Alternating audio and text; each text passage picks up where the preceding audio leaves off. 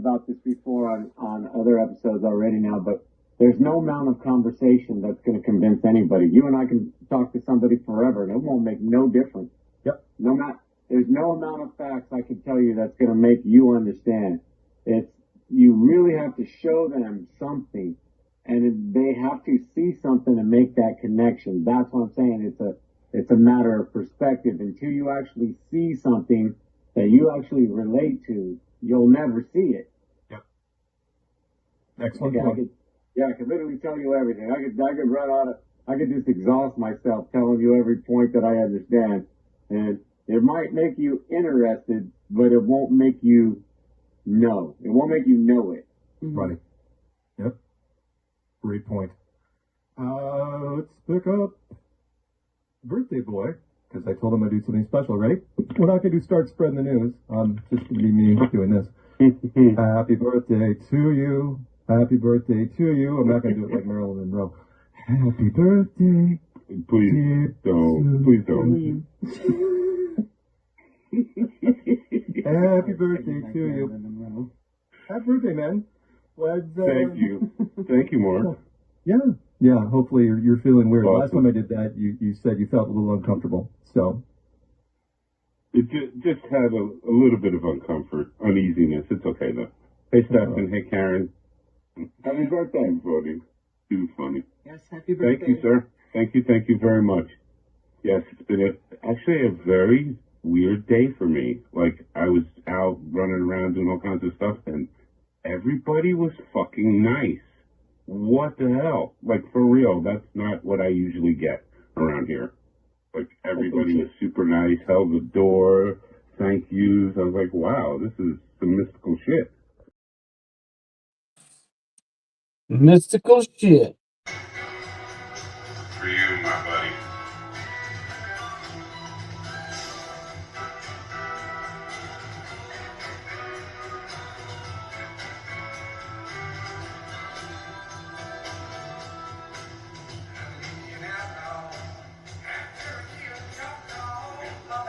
Ciao.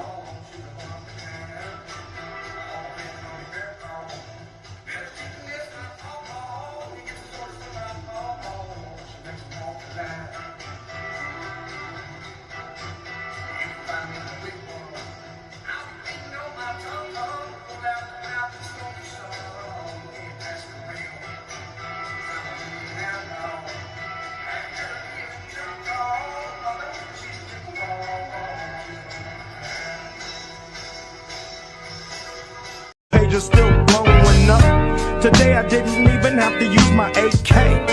I gotta say it was a good day.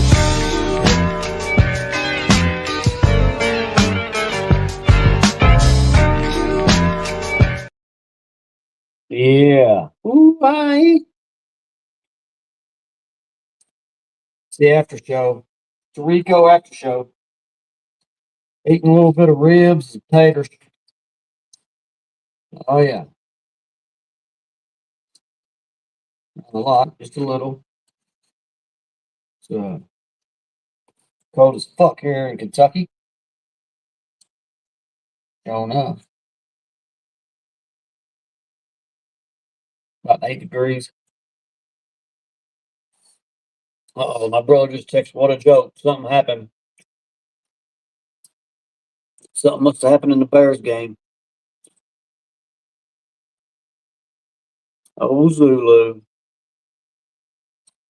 Thought I had another one here. Always on top of that fucking roof. Raising hell. I don't see it. It's like it's disappeared. I do not see it anywhere. I see the Atlantic City on this one. 140, that's fucking high as shit. Yeah, it's 400 feet. Yeah. If it is even We 140. checked that first. 370. What happened? Something like that, the 944, right? Yeah. Huh? The 944. Just an empty Yeah. one, right? There's no way Yeah, get in exactly. trouble. 360. You use Fucking up. Yeah. What's up, yo? Yo. Now you can say no. Just so you know, you got another fire dragon over here. Fire dragon? Fire horse. Fire snake, fire dragon, Fire horse. firecracker. Fire horse. Fireball. I stomped the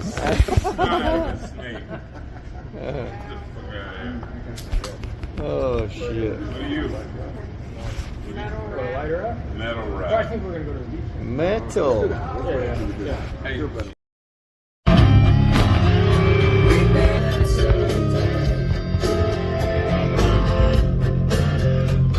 Oh, what are you doing? Talking to me, motherfucker. You're fucking 90s. It's my phone. Right now. Woo!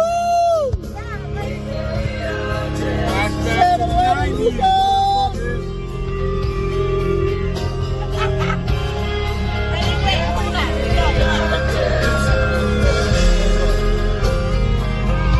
All right, ready? Yeah, that was a solar eclipse that come over America in April 8th, 2024, I believe. Damn, it's been a while. It's been a while since we've heard the docket sound.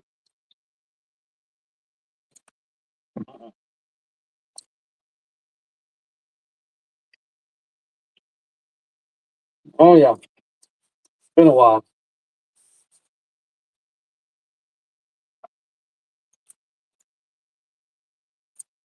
Hmm.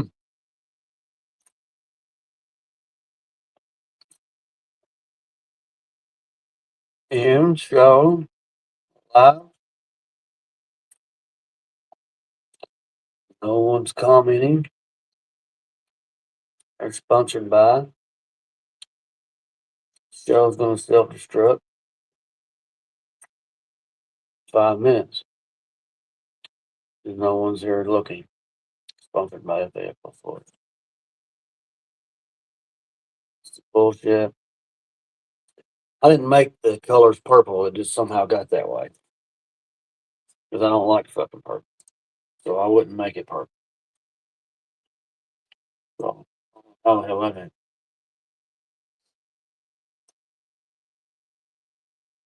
I've been fucking with my string line somehow. So, there's no way to do that.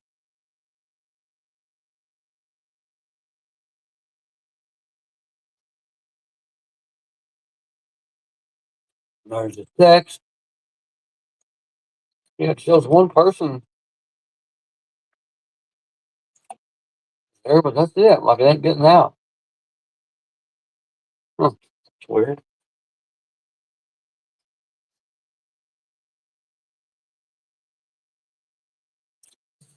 Hot dockets. Really, really weird.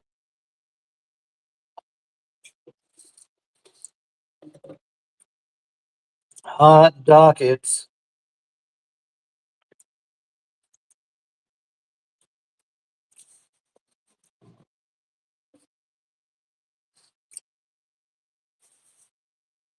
Got any dockets? No. How many dockets? I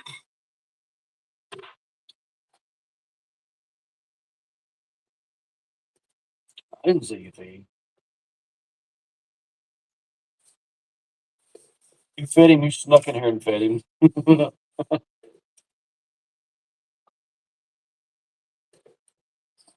are we gonna make out of that pot butter? What should we make out of the pot butter, y'all? I don't know.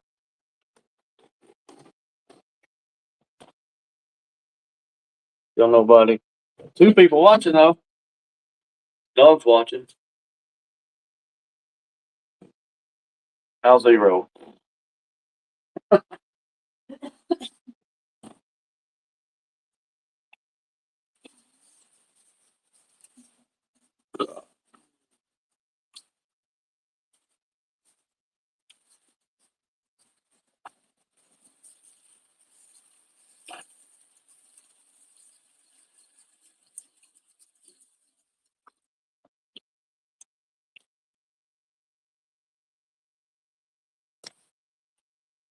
Well,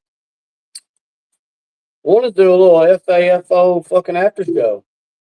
FAFO after show. That sounds like it's got a good ring to it. Good catch to it. So what's popping? Anything popping? Anything happened today? We left our cell phones in the drawer, so we didn't have our cell phones all day. So I don't know what the hell happened. What's up, Matrix? Goddamn, there's somebody. Andrew and Outlaw. Here you go. I got you something for. For you, my buddy.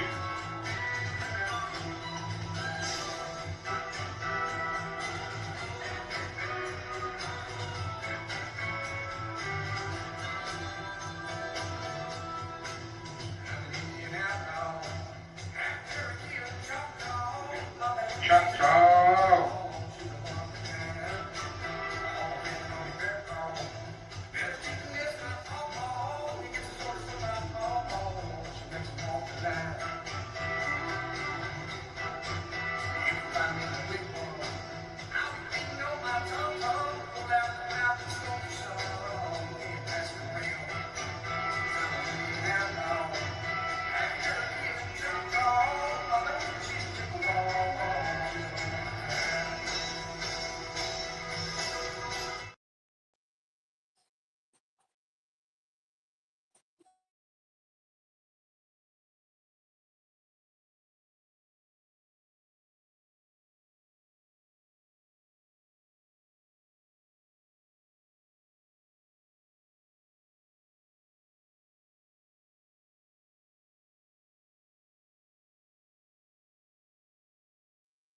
Zulu's birthday coming up would have been turning 59. Hell yeah, I miss him.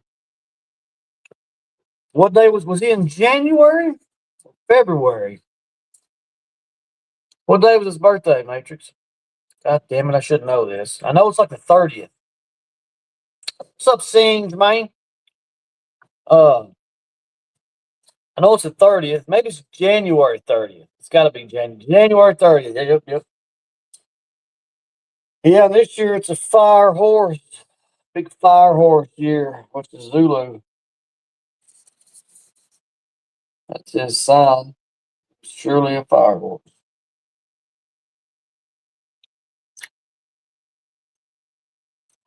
Sorry, I'm a little hungry. What you been up to, Matrix? Sanj man? What y'all been into? Let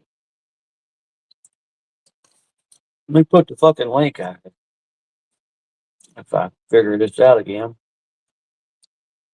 No, that's not it.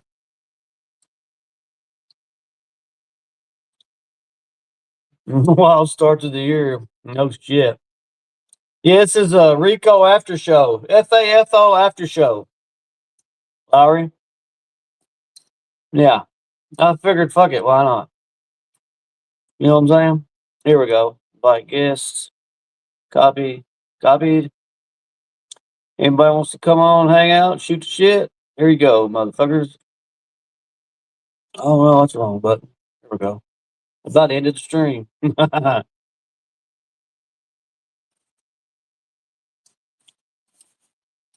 You probably need to talk to somebody anyway, Larry. I'd say.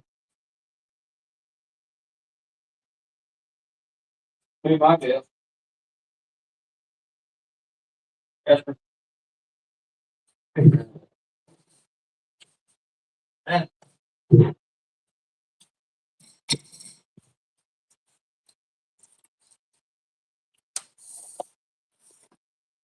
What's up? I need water bad. Woo! Fuck. Good show on Rico's channel. Yeah. I enjoyed myself. We laughed a lot. A whole lot of AI videos, though. I ain't a fan of the fucking AI videos. Just gonna say it. AI music, AI videos. Even though I know that's what it's going to. That's what everybody's like pushing and shit. It's fucking AI videos, you know? So.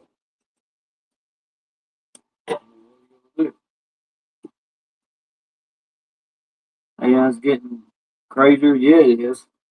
It's fucked up, ain't it? Just like that dude taking them pictures. I couldn't really see it real good on the stream. I have to go back and watch it because I couldn't see the video real well and what the guy's face looked like. The guy had a face mask on or something, but I don't know for sure. But it was wild. It definitely was wild.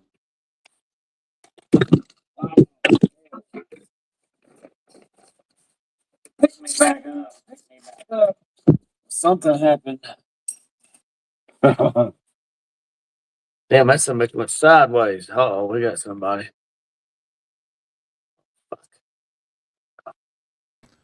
All right. Oh, hey. We got Lowry on the stage, sponsored by FAFO Shorts. Yep. You can hear me? Loud and clear. Nice. Well, that's the way we do a year-end roundup, I guess. Oh, yeah. I mean, it's what it is. What are you going to do?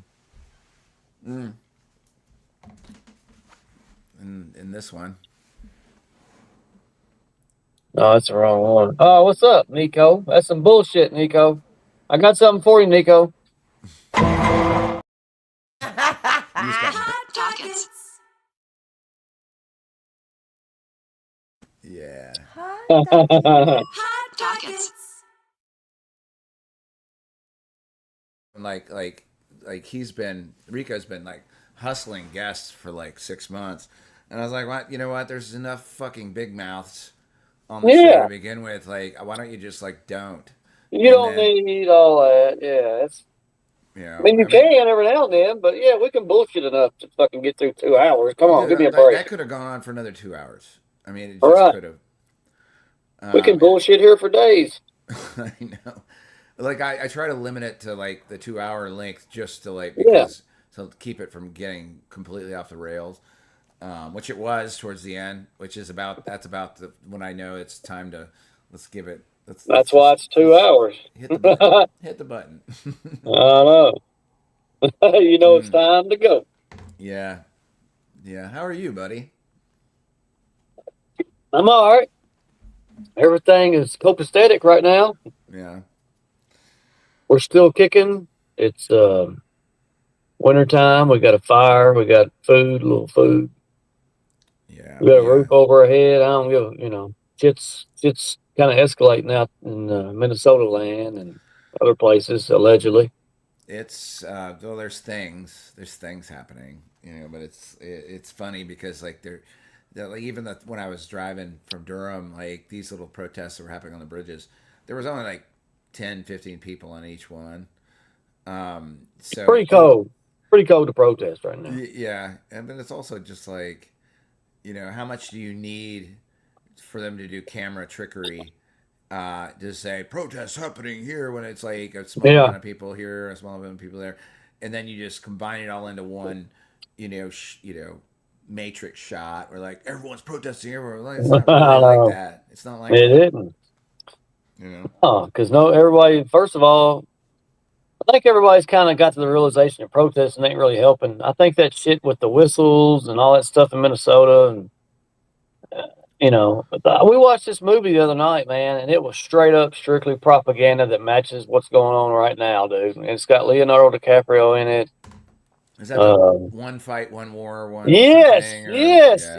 Got Sean Penn, dude. It is dead up, straight up mocking, not mocking, but like mimicking what is happening with the Minnesota and the ICE agents, and dude, it is fucking spot fucking on throughout the whole movie.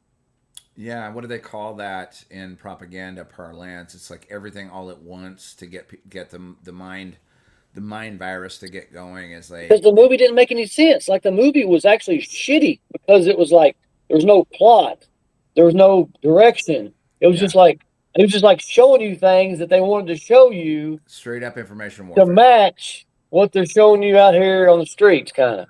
Yeah, and it's once you see it, it's you're like. All right.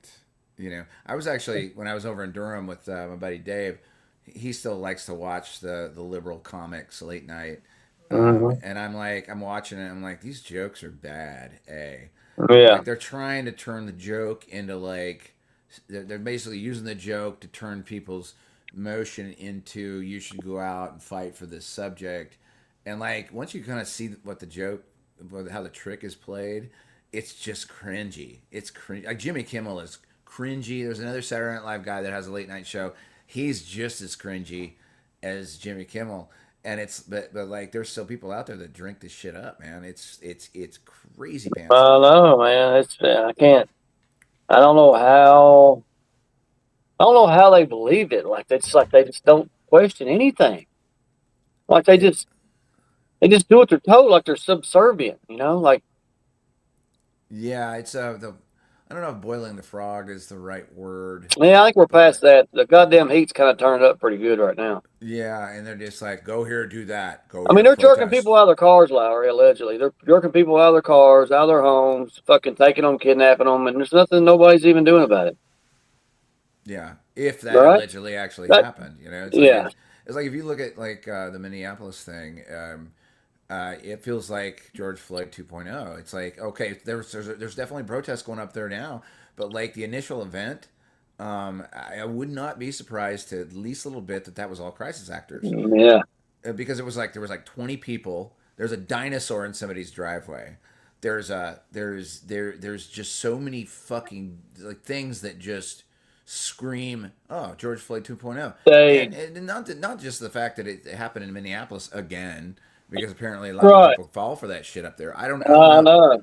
but like all you have to do is plant the seed of the myth, which is what they did at 9/11, which is what they did on so many things. They You did it plant the with seed, Charlie Kirk. All of it. Yeah. and everybody will come in and swinging fists and saying that was real, and then they create the event out of fucking smoke and mirrors. Uh, Like nobody again. It's like you go back and we're not going to hear about that girl that supposedly got shot. We're not going to hear about her again because there's going to be a new story tomorrow, and then she's going to disappear into the memory hole.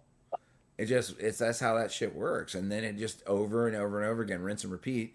And so like I'm not black pilled by any stretch, but I'm certainly like I'm about a degree away from it.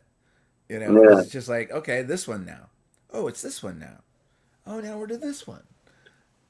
I just can't. It's hard for me to take it seriously. Are you And seeing some of those videos where some of these like people that's out there, I guess protesting in a way, but they're like getting hit by those cannons and it's like knocking their eyes out. There's like I oh, don't I know. There's think the like protests happen because of the initial myth. yeah, I think the myth is planted, and then the protests really happen, and then bad shit really happens. yeah. I think the initial myth starters are like when they The create gaslighters. the gaslighters. Nicole will appreciate that one. Yeah. But it's like you plant the little seed of the horrendous act that happened, and then watch all the NPCs go and actually do protests and do their things, and then do stupid shit. That shit happens. But if you think about it, it just takes a couple of like 8 to 10 actors on a city street that's not that populated that nobody is going to witness it, and then they do it, and then somebody films it, and then that thing projects out into the universe as oh this bad thing happened, and then you have a bunch of people reacting to it, and then it does become a real thing. I mean, to me that's the trick, that's the Yeah. magic trick. Well, they did it in Minnesota, like when it was warmer, with the George Floyd thing, and then now it's cold as fuck in Minnesota at this time of year. So Mm-hmm. there's less people apt to come out and protest all this stuff too because of the cold weather. Like you will have some, but it wouldn't be the same as if it was in April or May, June. Like it's January in Minnesota. It's Yeah, it's usually just around zero, roughly. I don't live there, but well, what's weird is like to me, it's like, are there paid professional protesters that just oh will yeah, walk out into the cold? And my dad lived in Minneapolis. I know how cold it gets up there. It's fucking brutal. yeah, And like, okay, that you just stop everything you're doing, like your job or whatever it is you're getting up to, and you go to a place, and allegedly there are thousands of people out there. Like who has that sort of income, like extra income, to just stop what they're doing and go do a thing? It's weird. And like so you see that like the smaller protests are just like normal people that are just duped. That they go to a protest, they think it's the right thing to do, but like then suddenly, like in Minneapolis, we have George Floyd 2.0, and that shit goes down, and then suddenly there's this massive protest. Where do these people come from? Were they just waiting for the next event to happen so they could I go out know. and do their circle jerk? I mean, I don't know. I Yeah. don't know what to make of it either. I'm like I watch it and like I just wait for tomorrow's script at this point. What is tomorrow's script? Is it going to be okay? So now I mean they got George Floyd 2.0. So now is it going to be school shooting again? Is it going to It's be about like time for another shooting, isn't it, not Larry? Yeah. not about time for another school shooting? So like Another that's going to shooting, come. bombing, something. Yeah, you're right. Yeah. I feel a shooting coming on this week. I'm serious. Hot docket. Yeah, that's definitely a hot docket right there. Let me find that. Where's it at? Ooh, oh shit! Background music. It's not even playing. Let me get that going first. Night drive. There we go. Is that too loud? No, it's fine. Uh-oh, I'm in the wrong field here. It's fine. It's fine in my ears. Okay. God damn it! I lost the dockets. Lost the dockets. Here we go. Hot dockets.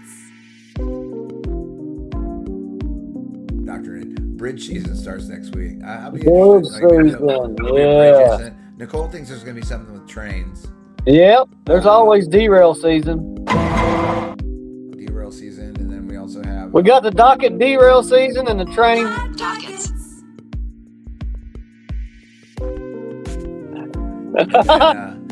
And then what else could it be? It could be like celebrity death. There'll be celebrity death. Yeah, you know what they say to all the celebrity deaths, don't you, Lowry?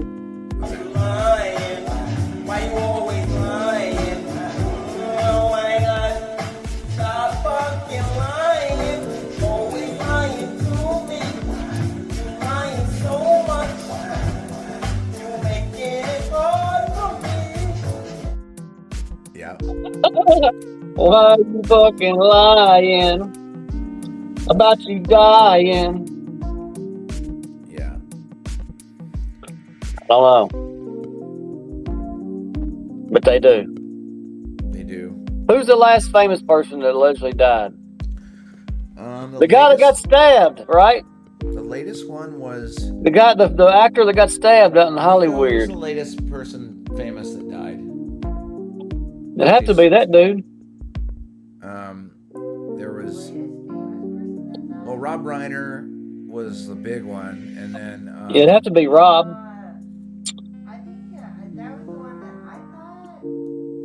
Anybody else after him? I don't think they're dead. I think they go to their little island or their little place in Arkansas. Zulu, yeah.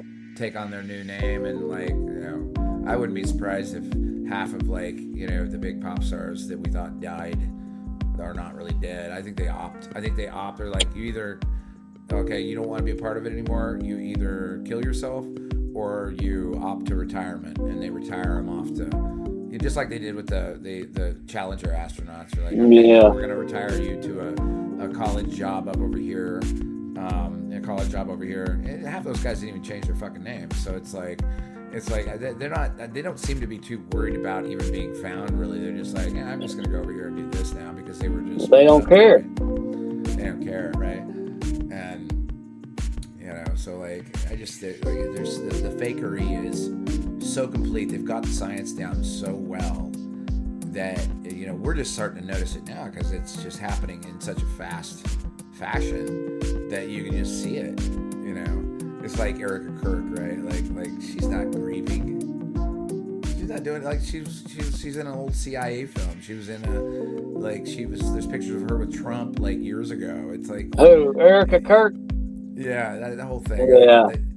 That's just one of how many stories in the last year that just was okay, it's this one today. Is her and JD Vance, are they like brother and sister? Because they got the same fucking eyes, dude. The same exact eyes. Did you see the bit where he looks like that Satanist warlord guy? Like he looks exactly like his eye. If you put the eyelashes on him, or not the eyelashes, but the eyelashes. Oh, Aquino. Yeah. Sergeant Aquino or whatever his name is. It's just like to this point in time now, if you can't see it, then you're not watching the show. You're just not watching the circus. You're just burying your head in the sand. It's just like, come on, man. It's so easy to fucking see. Yeah, Michael Aquino. That's right. Seriously. That's damn. And so like, you know, and I don't even know where like AI stuff is coming on. Like now he's fat with a beard and hair. And like nobody can even like, what's the latest picture of JD Vance? Like, does anyone know what he looks like at this point in time? I don't know what he looks like. Yeah, I mean, I got a rough idea, but JD Vance go? What's that? Where the fuck did JD Vance go? He was like all up in Eric Kirk shit, and then all of a sudden he just disappeared. Maybe they should have a court case with JD Vance and Erica Kirk. I bet you Erica Kirk is fucking JD Vance and then trying to like get to be the president. Yeah, I don't know. They're all. It's funny now. It's all funny. It's all funny. I can't believe that's playing. Is that playing? Yeah. Can you hear that? Yeah. You could? Mm-hmm. Huh. I'll be damn. What about this one? Oh, you don't want to hear that shit. That was the tones for Siren. Oh, did you discover the sound effects on StreamYard?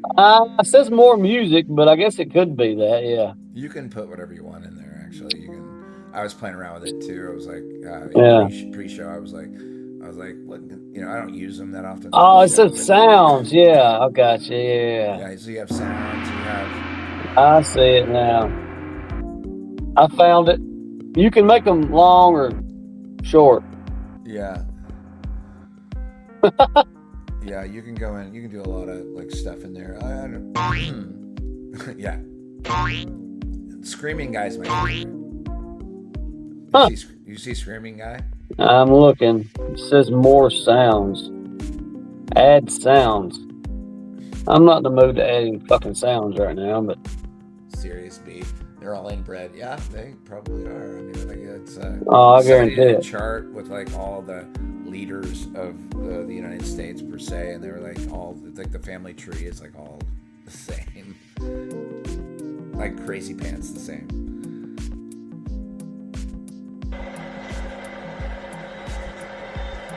Howdy, officer. How you doing? Give me your license, manifest, boy. Manifest. He's going 96 miles an hour. That's doing 96 damn right you was. I know it's starting to do 96 miles an hour. Scared to get some you boys that's gonna turn you every way but loose. Time you truck learn these roads don't belong to you, boy. Yeah, I know that.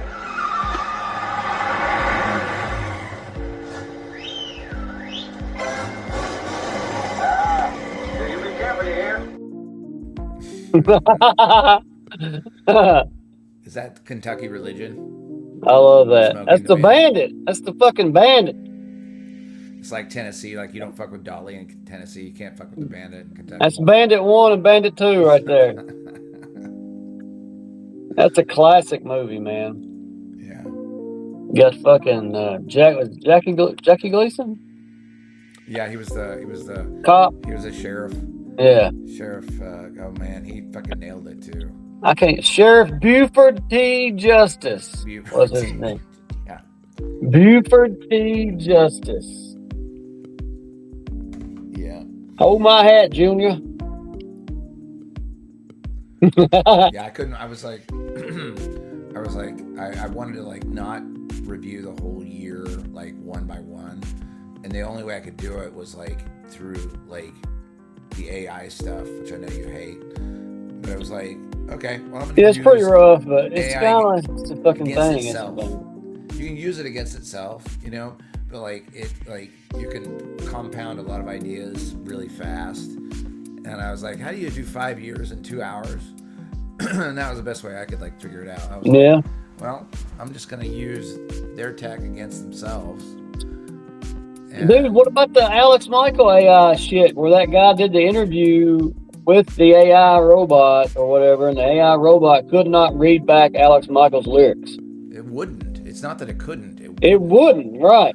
Right. So like there's very definitely code in the AI that's called an algorithm or whatever these nerds do. Alex, What's that? do you want to get off that?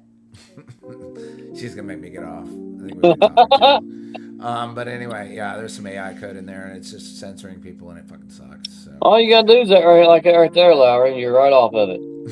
All right, we're gonna lurk. Have a good one, bro. Thanks for coming on. Yeah. All right, cheers. See you. Another one. Yeah, but I was watching that video of that guy. I don't know his name. I think Alex Michael may have posted on his channel, Conspiracy Music Guru. But he, the interviewer was talking to his AI robot or whatever on his computer, and the AI robot would not read back I Told You So lyrics. The song I Told You So by Alex Michael. He would ask it to read back the lyrics, and it would not read back the lyrics. And they'd be like, "Oh, I'm sorry. I know you wanted me to read back the lyrics." And she goes, "Would you want me to read back the lyrics?" "Yes, read back the lyrics." And she'd go to read back the lyrics, but she'd make up new shit. The AI would make up new words or just go off in another direction. You know, it was weird. It's like it was programmed not to say what he said in the song. I don't know. They are all inbred. That's a fact. But we gotta watch the AI shit, man, for real. Like, I know it's okay to like use some of it, I think, maybe for certain situations, but when it starts like just us talking, just sitting there talking with each other on the show a while ago. Yeah, Rhino saw it. Yeah. He saw that shit too. It was pretty wild. But then again, maybe they fucking programmed AI to not say those lyrics, and it wouldn't say it. So that's why it's a big thing, you know. Who fucking knows, man? Who knows how we're being played? Played and not played. But it was interesting if that was true, you know. Very interesting. Very interesting. Let me see if I can turn this fucking camera around. It's been a while since I've done a live stream, folks. It's been a while. Oh, yeah. Here we go. I gotta get this fan, or this, fucking fire picked up a little bit. Y'all see it? I can't see what the hell. Yeah, there we go. All right.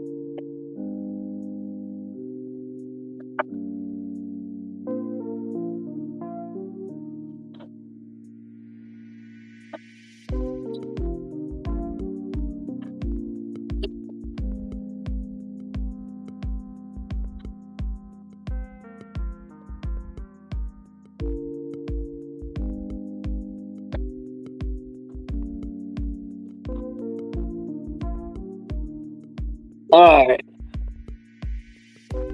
Now we got that out of the way.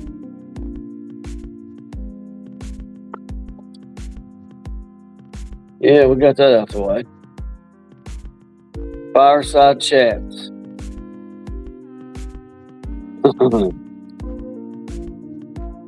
Fireside chats with NDB. You know me. What's up, Jeannie? Gene edited it. Y'all talking shit in the chat. I know how you guys are. Oh, y'all know. AI fire. Yeah. No, that's a real one. That's some bitch that'll burn you. You don't want to fuck with that one, Rhino.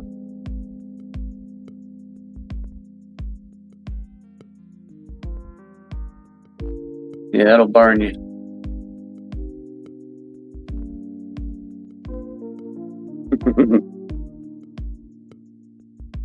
Got marshmallows? I do not. I do not have marshmallows. What you been into, Gene? Hop on here with me. Shoot your shit. I put the link up there earlier. Rhino, you can do it too. Chicken shit, motherfucker. Go in here and talk some shit.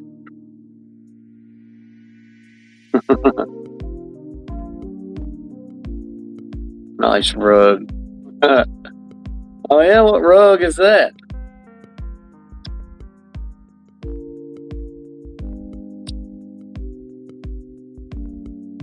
Stoking the fire.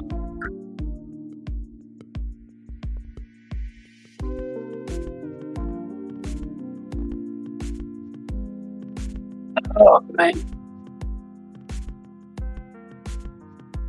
Let's see. What are we doing? What are we doing there? Solve is on. Back up, kitty. You gotta get your own.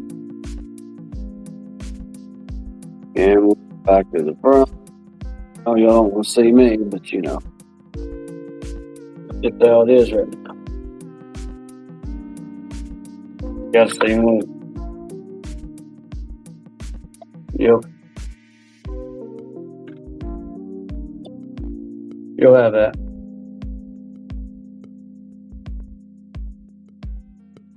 Oh, fire horse year, fire horse year. We got a fire horse winner in the Super Bowl. It's probably what'll happen. I told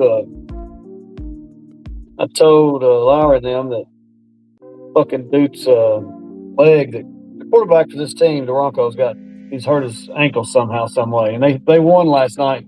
They went in overtime 30-30, which is 33. Okay. And they ended the regulation tied up at 30-30. So that's 33. They tied up at 33. The Buffalo Bills and Denver Broncos. So they had to go to overtime. And they played almost over half of the overtime before they finally threw a few penalties and let the Broncos get close enough to score and kick a field goal and win 33-30. And then, like within an hour after them winning, or shortly thereafter, after they won, there's one more game they're going to the Super Bowl if they win. So the quarterback allegedly broke his fucking ankle. There he is. What's up, Jeannie? Yo, NDB, what's up, big bro? How the hell did I add you? That was weird. What are you doing? I'm chilling, man. Good to see you up here. What's up? Yeah, I know. It's been a while. Yeah, man. I got my Sundays freed up. I'm like, I don't know what to do anymore. I know. That's me, man. I try to catch you guys, man, but I have no schedule, you know? So I'm like, I fucking missed again. I always wake up like on Mondays and Wednesdays going, fuck. All the time, bro. Sucks. It ain't hard to do. Yeah, right? You know? I know you. What are you up to? Fuck, man. Just trying to stay warm, as cold as it is, actually. Yeah, it's chilly winter, bro. What's your temperatures like? We're like down in single digits, I think, tonight or tomorrow. Wow, we're not that cold. We got a bunch of snow. So yeah. It's been a little high, you know. But it's been pretty chilly, bro. Yeah. The 20s and in the teens, a couple of single digits here and there. Yeah. Not a lot of fun, man. That's kind of what we're getting. Winters. So is that fire real or is that AI fire, bro? Oh, no, that's a real fire, man. The TV? See me? No, ain't no TV. I threw the fucking wood in there. I'm breaking them. No, you don't want to fucking mess with that one. That might burn you a little bit.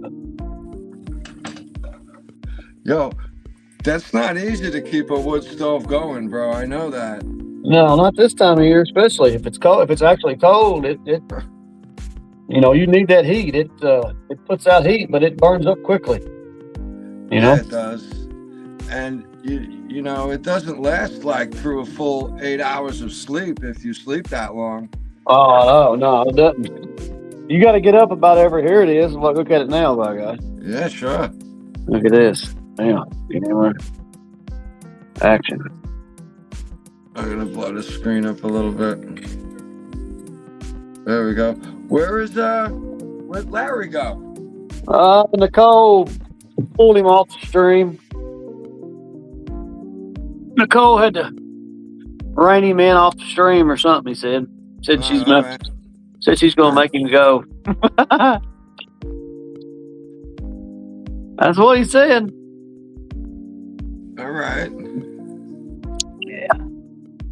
But yeah, you got to tend to it, man, because that wood right there, it won't last. That'll last. Let's see, it's 9:52. By 11, that'll be burned away. Yeah, right. So about an hour. I don't even have the fan blowing that fast. Like that's wide open with the fan, you know. I got the fan barely kicking. That looks nice, bro. But it does feel good, man. It does. It offers a nice radiant heat, man, that other forms of heat don't really offer. Oh no, they try to ban them in fucking California and places. Really? Like you can't even build a house with a stove anymore. Well, yeah, they're doing that a lot around the country, bro. You can't buy them. You can't.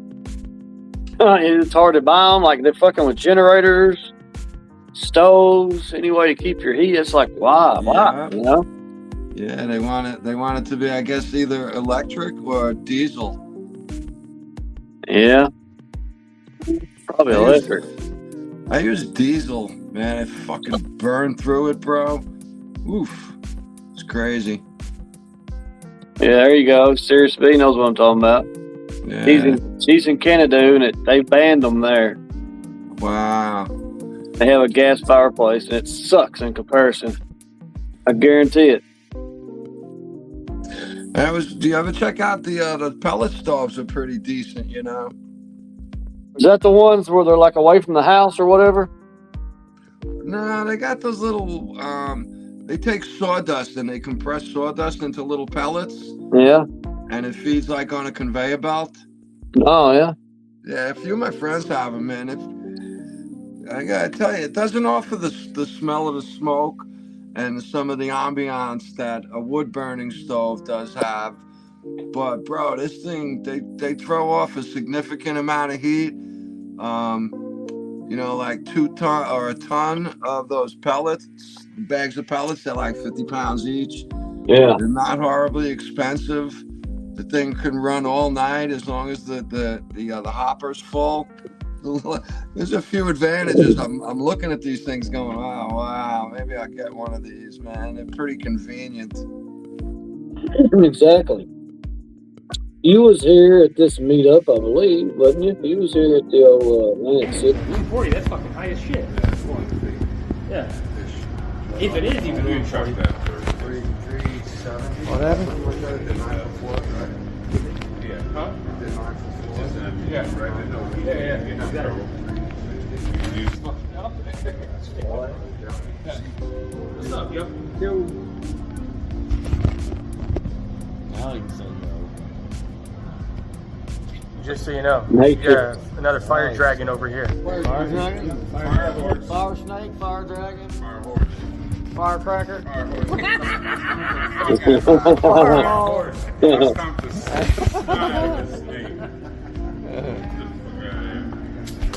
Oh shit. Got a container of water from them when we went there, dude. You do what? I still got a container of water from when we were there. Really? That's from Bally's. Yeah. That's a hot. Dockets.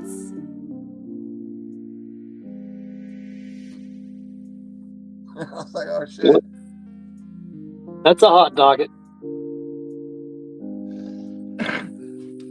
Zulu. I never thought we'd fucking lose Zulu that quickly.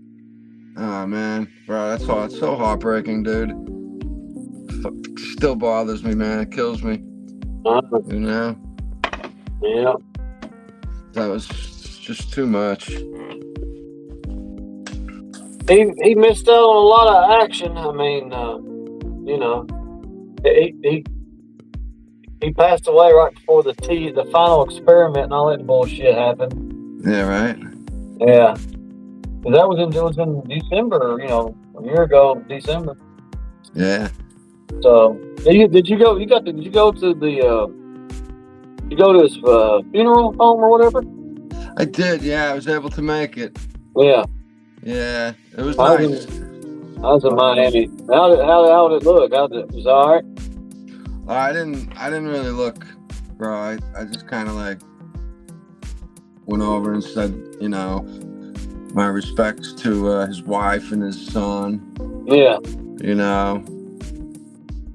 But no, I didn't go up to the coffin and, you know.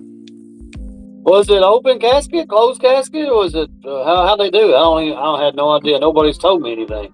Yeah, I'm pretty sure it was open. Was it? Pretty sure. Okay.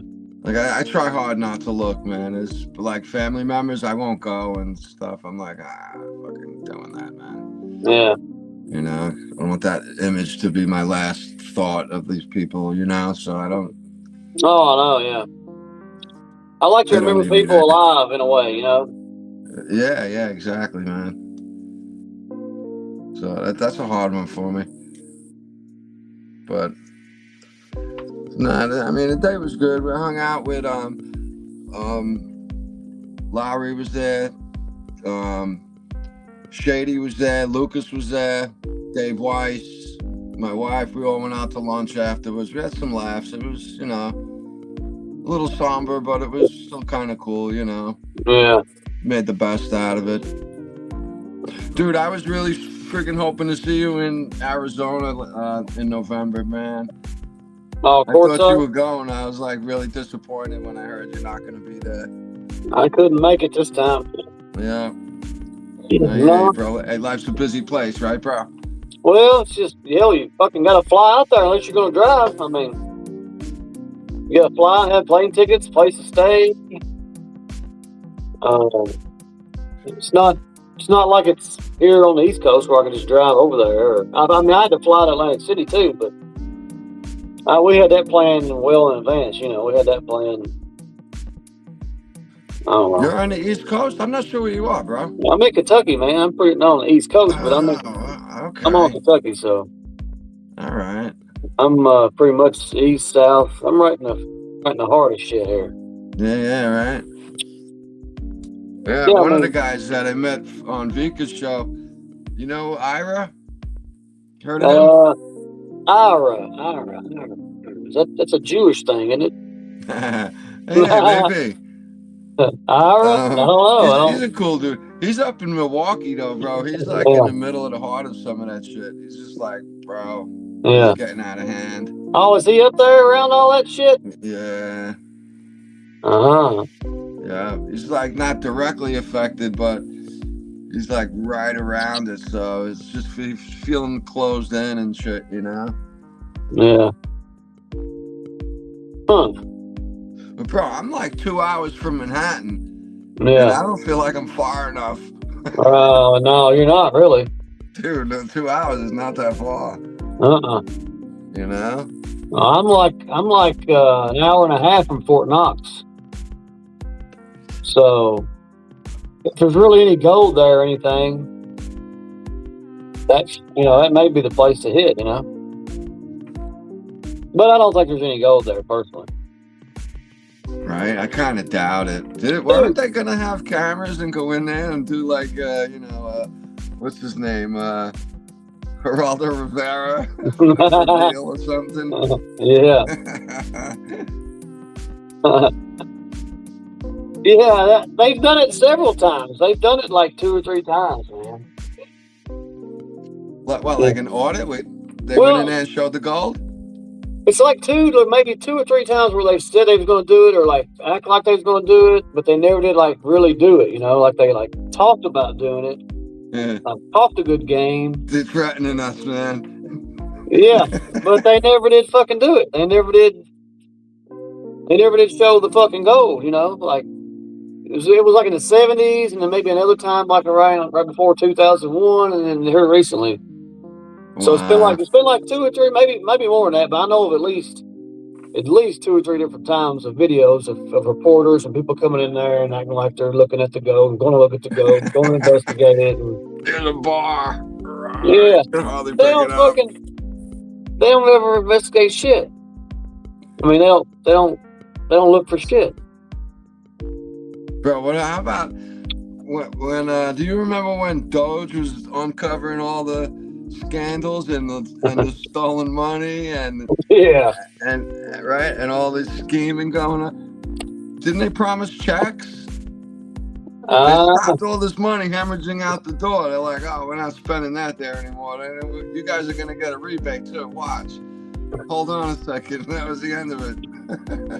What's up, Triple D's? Hey, can you hear me? Yep. Loud and clear. Tommy, what's up, buddy? Loud and clear, Tommy. Loud and clear. Howdy how.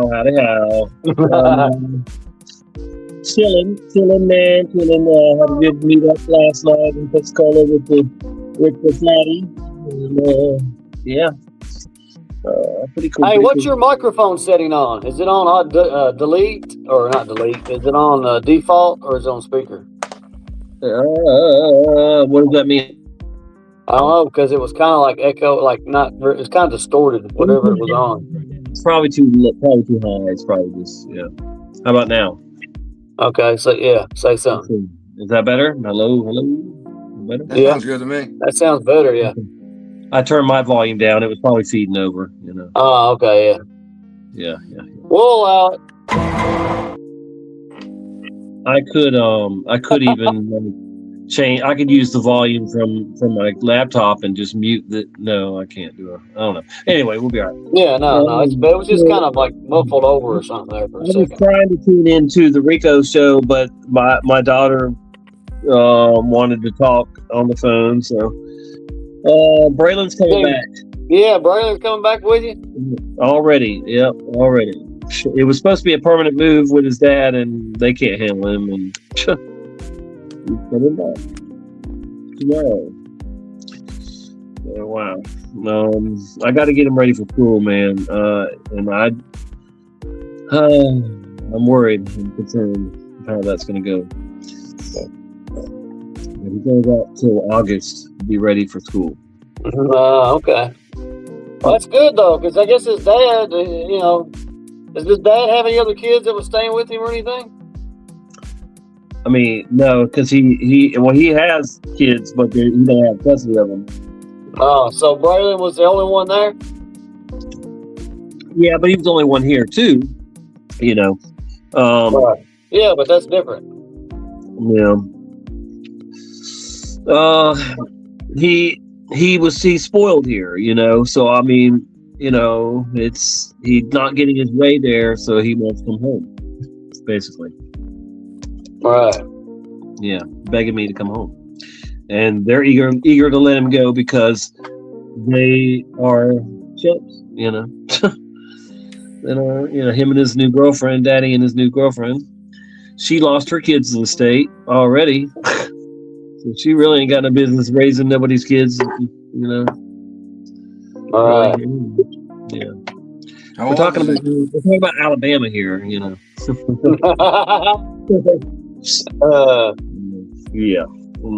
Alabama. How old is he?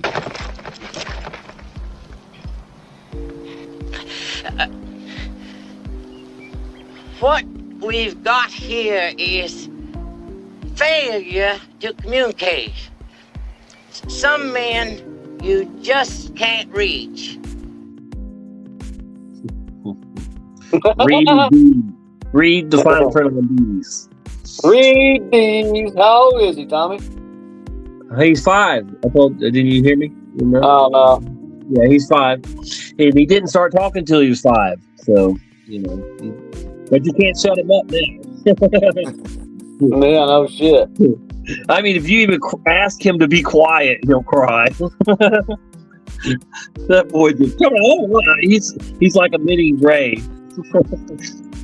Boston Ray. Yeah. He's a mini Ray. Is that what you said? It just can just talk like there's no end. Like oh my God.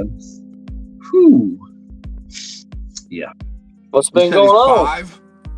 Huh? He's 5 years old. Yeah, he's 5. He'll be 6 in May. So that's a great age. He'll be starting kindergarten at 6. That's a good age, man. They're still connected to the spirit world, Freaking U-Haul just flying past my house. It's a sharp turn right there. He better been hitting them brakes. God, dumbass. He got his furniture in there. He's a real dumbass. Anyway, I want what's best for him. I mean, and I don't even consider myself best for him because I he every kid should have a mommy and daddy, but he's not going to get that because kids having kids.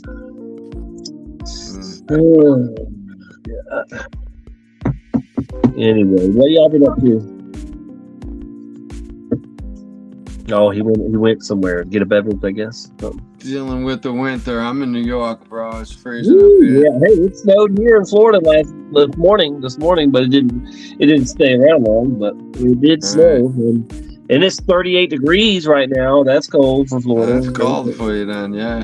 Yeah, it's pretty chilly on the beach. It hadn't snowed yet like it did last year, though, right? Yeah, it snowed this morning. That's what I just told him. It just snowed this morning, but it was just a lot. Well, I mean, it came down heavy, but the ground was wet, and it just didn't stay long. It stuck on the vehicles a little bit, but the ground wasn't cold enough for it to stick around, right? Yeah. I mean, so. Yep. Well, it did last year. It stuck around for a couple of days or so. So I think we're going to get snow every year now because it's all shifted from Canada down, and Canada's having a little milder areas, in some areas, and we're getting more of what they used to always get. So I think it's all shifted, and. It's going to be different for a while. We shall see. It's going to be freezing tonight. I got my water dripping already because it's supposed to get freezing or below. Grades in mine. Yep. From Florida, that's that's anything in the 30s is. And like Miami, if it gets down in the 50s in Miami, they're acting like they're in Alaska. They'll freak out. That's very cold down there for that. Emergency mode, 50s. Yeah, they can't even in the 50s. Oh no. Yeah. Of course, it never gets down. That's the thing. I mean, if you're used to living in tropical weather and you get hit with some chilly weather or cold weather, yeah, it's like last night, everybody's like, why are you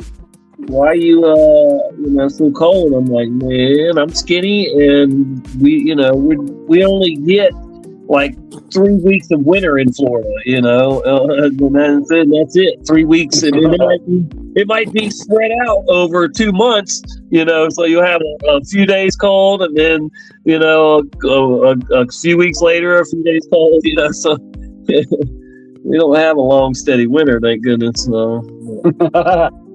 I mean, it'll be 70 degrees probably next week, Yeah.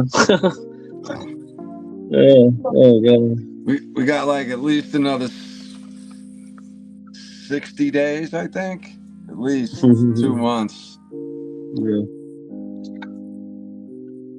But yeah, I just went out to Arizona in November. We were talking about that for a minute. Yeah. The truth Explorer.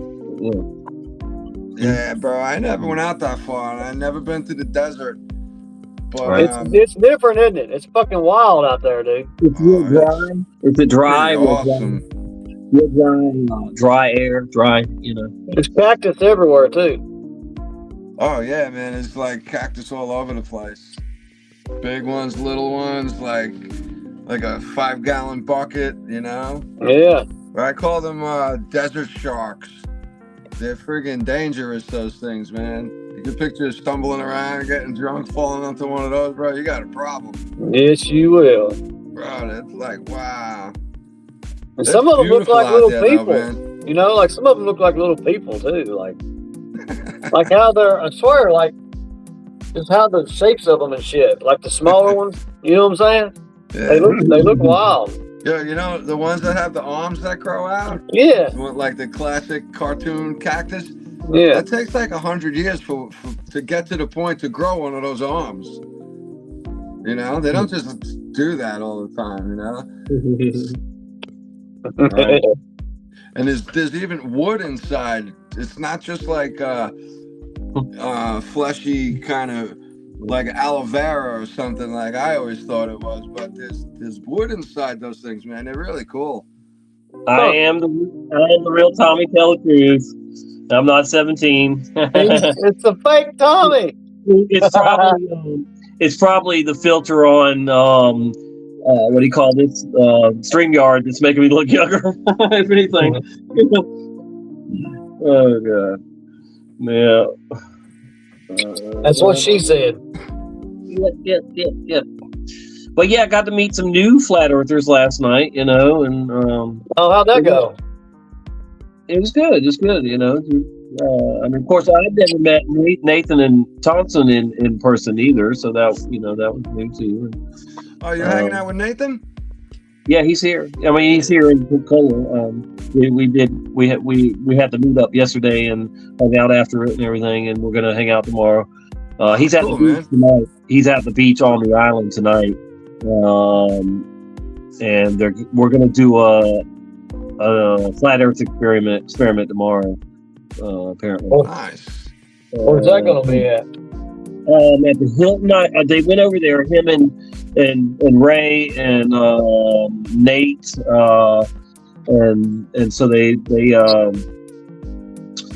checked it out. What they're going to do is use a P900 on one end and a flashlight, a bright flashlight, you know, like 10 miles or whatever, wherever their distance they're doing it, you know. The island is Santa Rosa Island. It's the biggest barrier island on the Gulf, you know, connected to Florida or whatever, you know, or by Florida. And you know, it's flat as fuck. You know, I mean, I've been from one end of it, which has Fort Pickens, which was where Geronimo was held prisoner, and on the other end, it's just, you know, the other end of the island, the beach, you know, whatever. So, you know, and I mean, yeah, it's flat as can be. If you pick that island up and tried to put it on a ball, it's not going to fucking work. It's, you know, I mean, come on, man. And when you look out from that island and ask NDB, because he's been here, you know, I mean, you can't see nothing but flat forever and ever and ever, and that's all you're going to see, folks. Besides some waves or something, you know, it's just it's high time that adults stop believing in fairy tales as stupid as the globe. I mean, come on, really? You can't put a flat land on a beach ball and expect it, you know, to, you know what? It's not going to curve. You know, you're not. I mean, it's not going to look right. Come on, man. God. Oh. Yeah. It's beyond. Even with the flat areas that we have, you know, sooner or later you got to make up the curve. Yeah, and after the flat area. The flattest state in the U.S. You know that Florida is not Kansas. Florida's the flattest state. When you take off from Atlanta Airport, you can immediately see Florida, which is hundreds of miles away. You know, but it's so flat, it just, you know, and you can see that shit. The airline, the pilot one time was like, everybody look out here to the right and you'll see the coast of Florida. And yeah, man, we could see fucking for hundreds of miles, you know. Like, yeah, there you go, folks. Hey, I mean, isn't there a starport around you, Tommy? Huh? Isn't What? there a starport around you? One of those forts, Yeah, like Fort Pickens, Star Fort, where they had Geronimo was there, right?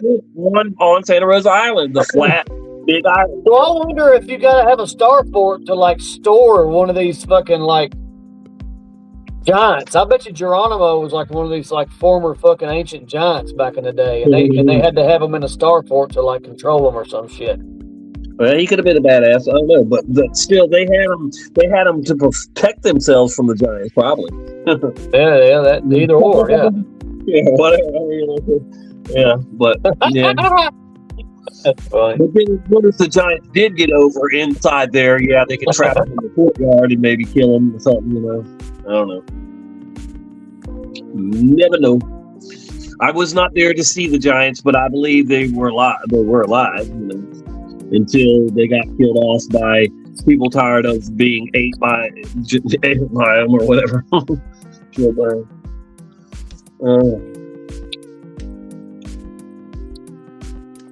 yeah, we I went down to believe Georgia. I got some family down there, and we planned to go to the Georgia Guidestones, and it was closed. I think it was closed on Tuesdays. We were like, couldn't believe it. And then we went to go to the Etowah burial mounds, and I forget what happened that day, but we never made it. So we just hung out with family, which ended up being cool. But two places I missed, and or before they tore it down. Yeah, it was like 10 years ago or so. I got you. Yeah, it was a while back. So how was the Arizona meetup? You never did really talk about it, I don't think. Right, dude, it was awesome, bro. You know, Tony hooked me up with the ride back and forth to the airport. We roomed together. That was really cool. What about Dr. Kaufman? Was he a pretty good speaker? Yeah. Oh yeah, man. A lot of good speakers were there. A lot of very interesting topics. Yeah. Yep. A lot of cool people. I got to meet Mark. DJ. Oh yeah. Those Kaufman was cool. Those two asshats.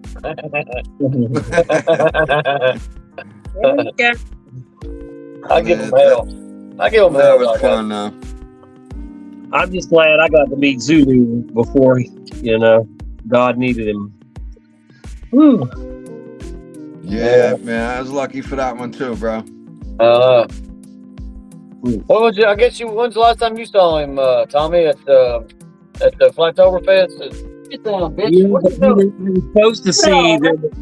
I was supposed to see him again.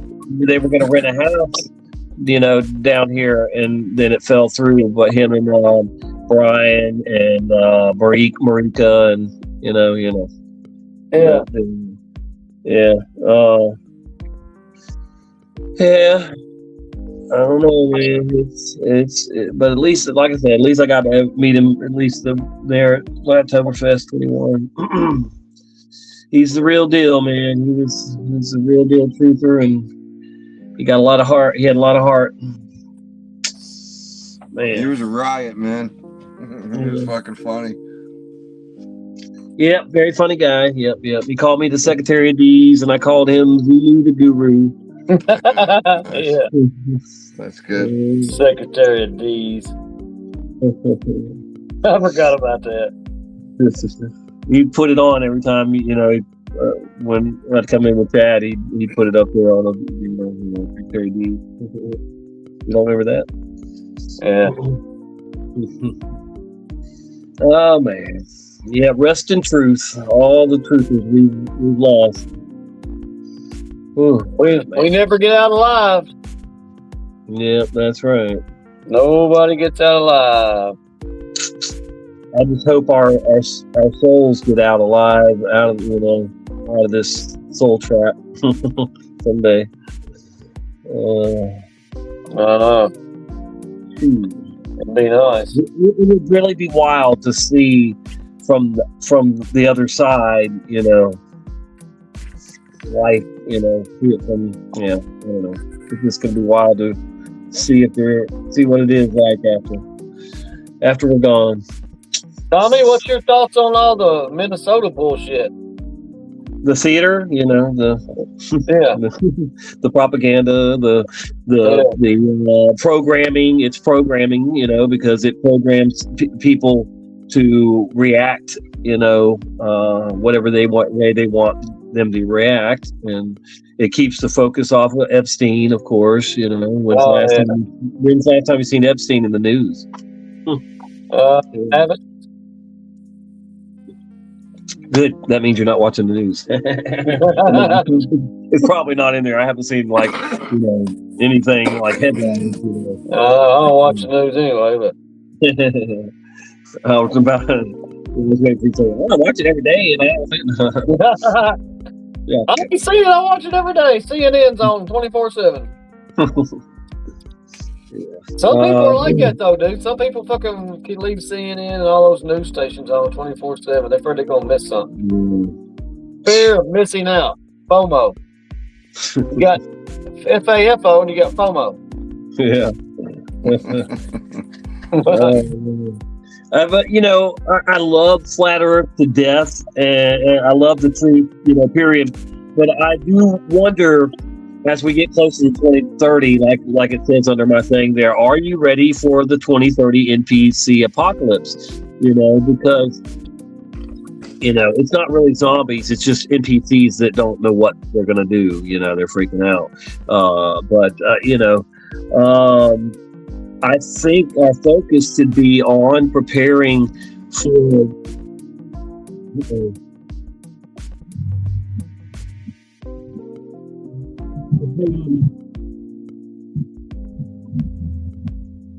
Did you cut out? Did he cut out?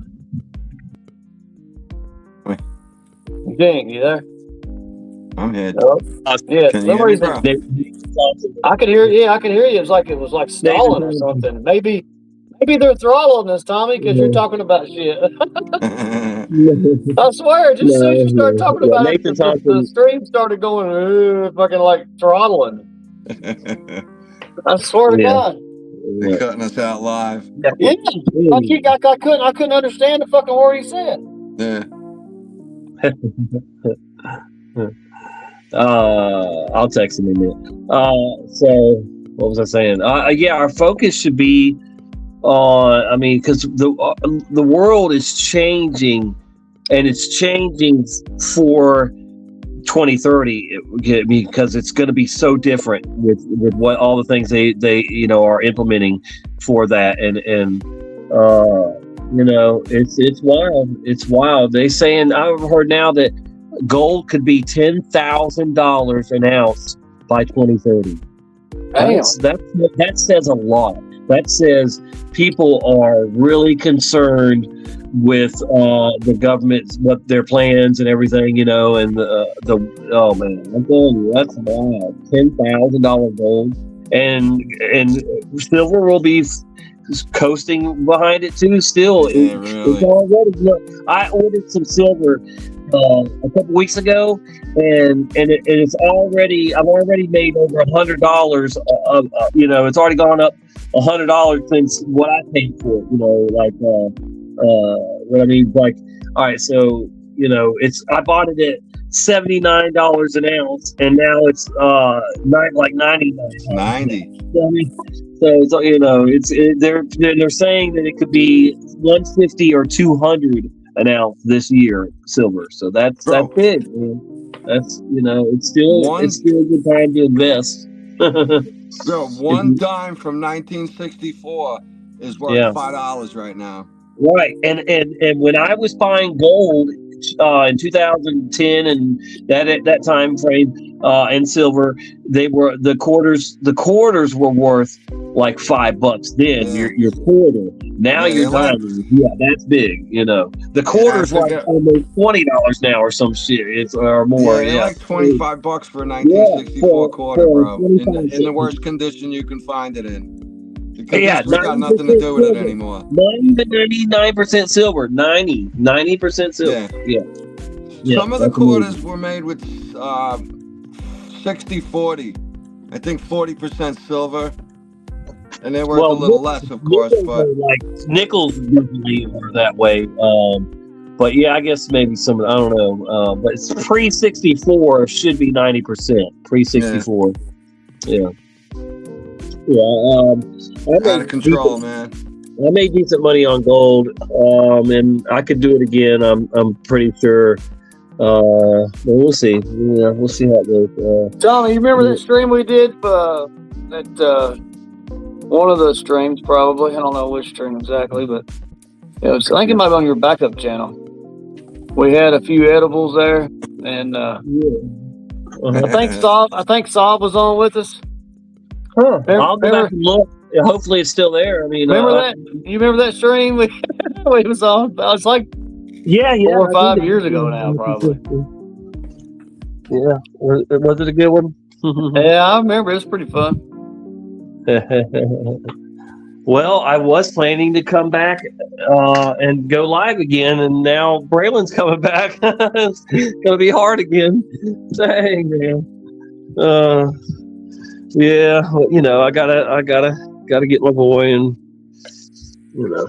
get him ready. Go to school. I'm hoping I can find somebody to homeschool him. You know, if I could find a homeschool teacher that, or something, man. I mean, I'd rather do that than have him in a school anyway, really. Yeah, no shit. God. Yep. You can do stuff online, I know. You can find like classes and stuff that you can like have him to do, and yeah, I just don't know if I would be able to get him to do it, I mean, possibly. I mean, his problem is he has mommy daddy issues, and he's struggling because he don't understand why his mom doesn't want him, and he does know with his dad's he pretty much gets it there because dad's just lazy, but it's definitely affecting him, and as it would any kid. I mean, I had my parents till I was 15, but even losing, my mom, going with my dad and just not having the mom there, it messed me up, and I acted out. And and Braylon's doing the same thing that I did, and every other kid would do if they're, going through mommy daddy issues, man. Yeah, but I'll get it figured out, get him some counselors if I have to, whatever. I want him to have every chance in this world to be, Well, you can't spoil him too much, but you got to also kind of make him mind too. I never thought I was going to raise him, so I was spoiling him just like every grandparent would, right. But when you got to raise them, they're like, oh boy, so I'm trying to dial that back, but it's hard, and I can buy him what he wants, and so I normally end up buying him, things that keep him, happy. But and then we go out and ride the four-wheeler. We do things together. So he's happy. He's happy here. But he's does Braylon like Gator Ray? Oh yeah, he goes there. Yeah. He goes there as often as he can. Plays with them, or they'll go. He'll go with them to do things. So he got kids his age? Yeah, yeah. That's his girlfriend. He calls his daughter his girlfriend. Oh, Braylon's got a girlfriend? Yeah, that's his girlfriend, Ray's daughter. Oh hell, look out! Yeah, and that's why he wants to come back. She's submitting on him too. Don't for you. She likes her little boyfriend, but they don't do nothing. They just, yeah, right now. Yeah. I mean, they'd be a cute couple if they end up together. 10 years from now, when they're both 15, let's talk about that'd be a different story. Yeah. But no, they play real well together. Ray has 2 boys and a girl, and they they all get along good, and so it helps. Yep. Yeah, it does. Yeah, I'm sure. He's probably going to pick him up. They're probably going to go pick him up in the morning, actually, because he's in Alabama, and he wants to go get him with the kids, and he'll be able to see them, and yeah, it'll be cool. We all thought he was gone. We thought this was going to be a permanent move, but in the back of our minds, we knew he could come back, but he just Anyway. So how long was it? How long was he there for? Really? It ain't even been a week. It's been a few days, I guess, or something. Yeah. I know. Oh my God. Yeah. What was he doing? Like throwing such a fit to come back or something? He was saying, "I hate my mommy. I hate my sister. I hate, flicking people off." His dad taught him how to flick people off, and he's been doing it ever since. And so he's been cussing and just acting out, And he knows better, but he does it to push people's buttons or whatever, and get his way. Right. But it's sad, bro, because it's all based on this mommy daddy issues that he has. He doesn't feel wanted by them, or more his mom than his dad, but definitely by his mom, and that could be worse on a boy, because I was a mama, and so he's constantly going, "Why didn't my mommy want me?" But she wants Michaela and Baylor. In his mind, it's not fair that he can't live there, but they can. Right. Yeah. So he also blames Sean, my daughter's, baby daddy. And so he's going through it, man.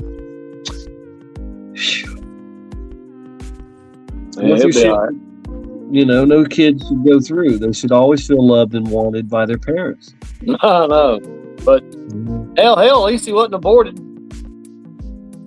Yeah. I mean, there's that. Yeah. I mean, and she's already gave away two of the sisters. My wife has one of them, and then she gave the other one away basically to strangers. We'll probably never see Blakeland again, and so she only has Baylor and Michaela. And it's just it's wild, ain't it? Yeah. She needs to stop having kids. I don't believe her. She said she's not going to have any more, but I don't believe her. I really don't. I don't either. Yeah. She'll be pregnant in 3 months, motherfucker. What are you talking about? She'll be pregnant whenever the fucking Easter Bunny comes around. Yeah. You know she will, Tommy. I hope not, but it could happen. I don't, She's talking about getting that insert thing, but she ain't made no appointment, so, she's already listening. Gene will be the next daddy. You're like, what? Oh my God. Anyway, I'm sure people don't want to hear all this. But what is there? We got people here still? Yeah. Okay. Oh man. So what you been around the house? What you been doing? Games or anything? What's been going on? Yep, just games. Not no fires lately. Just been putting out. Well, that's putting out some ball games. Fires in the winter, especially Christmas time. Usually, I guess it seems to be. So y'all ain't had nothing major. No. That's good. No. Really good. And of course, space heaters in the winter, to start fires. Yeah. Well, it hadn't been cold for like a week at a time, solid. It's like it's been like a day or two, and then it warms back up. Yeah. So you're almost like us. See, yeah. Yeah. The South is funny. It gets cold for a solid day, maybe 2, and then next thing you know, it's warmed back up to 50 or 60. Right. It just can't make up its mind. I tell you, I would take that over the New York winters, bro. A nice little retreat would be nice. It's been cold all winter this year. Has it? Yeah, pretty much, man. I could try to put on a 420 celebration this year here. Might do that. Yeah, on April. That'd be good on the beach. Yeah, it didn't work out last year, but well, he said I could, but I could only have like 12 or some low number of people, and I was like, forget that, But I could still find somewhere else. That was at Gray's Granite, but I could find somewhere else to probably do it too. But well, if you show up at the beach or at one bar we was at again. Yeah, but they had a pavilion there. I know, but you just have to worry about the cops still, smoking. Oh yeah, yeah. They don't allow that. I mean, they still arrest people for pot here every day. I mean, really? Yeah. Why? Because they want the money, man. And True Leave wants people, arrested that are. And now, if it's their stuff, it's okay. If it's in a container, but if you got stuff in a bag that ain't from a dispensary, yeah. And anybody in competition to the dispensaries, right? Yeah, like so True Leave and other dispensaries give money to the cops to bust people, that could be their competition.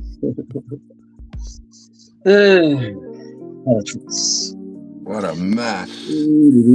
Now, one day we'll have recreational. I don't think we'll ever be able to grow it here. I don't know, but maybe when Satan is gone, but who knows when he's gone? It'll probably be somebody worse. But politics suck. But there is a bill right now, but I know he's not going to sign it. There's one for us that we'd be able to start growing this summer, but he's still in there, so he's definitely not going to let that one go through. But it's his last year or so. But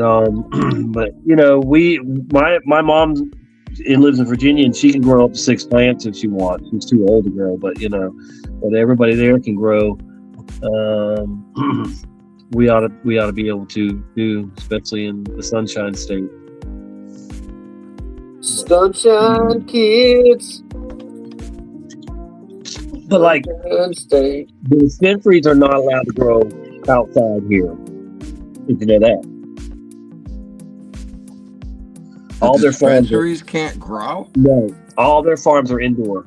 Huge indoor growth. They can, all the products indoor's have pretty good though. You can duplicate the perfect scenario. No, I love indoor. I'm hooked on it. But they it's all still about the genetics too, because yeah, right. I don't want to be smoking Monsanto fucking, weed. Right. Monsanto weed. But hey, Angela, good to see you, Angela, baby Carson. And Sean, if you're around too. Yeah, Angela's in the same boat as me. She's raising her granddaughter, to give her a good home.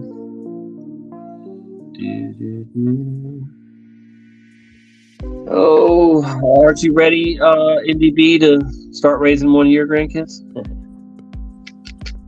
He's gone again. You're not going to answer that. I didn't hear that. What'd you say?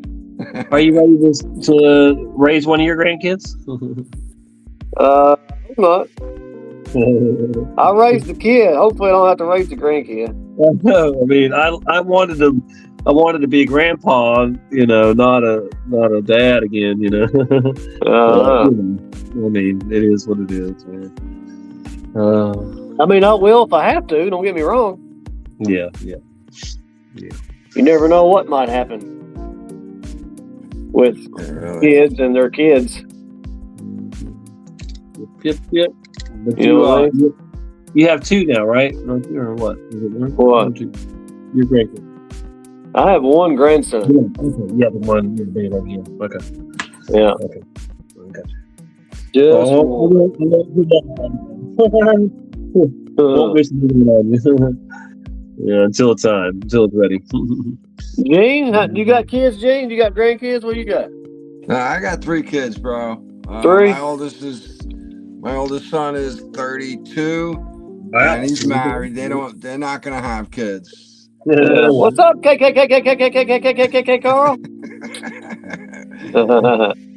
Flat Earth Nation. And then my daughter's 23.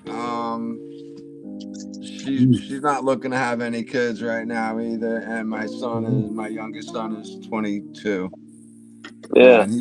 He definitely don't want no kids, man. Well, I mean, that's good. Maybe at 30 they will, or not. Right. But, yeah. Right. 30 is a good age to start with that, I guess on average. Maybe a little younger for some, a little older for others, maybe. But right. But 21, 22, man, it's ridiculous. They're too young to. Yeah, I think that's too young, man. You're taken away from your own childhood at that point. Yeah. Possibly. Yeah, my wife was pregnant at 15. Not me by me, but and then she had the kid, and we got married real quickly after she was. Okay. But yeah, I mean, that's young, I man. was 23 though, but I was a young 23 because I was a 21-year-old virgin. Like a virgin. I lied it all. When I was growing up, they all thought I wasn't a virgin. Obviously, but I didn't. I couldn't do it to my parents because both my sisters were married and had kids before I even had sex. You got older kids, older sisters? Yeah, I have an older sister and a younger sister. Yeah. Mm-hmm. I've been an uncle for 38 years. 38-year-old uncle, huh? Being an uncle's fun. Yeah, it ain't bad. I get along really good with my nephew. He's like 26 now, I think. 27 maybe. Yeah. One of my nephews is here, and he's great. He's an amazing boy, husband, father, and nephew, person, and right. He knows how to survive the NPC apocalypse. I mean, totally. So I'm glad. Nice.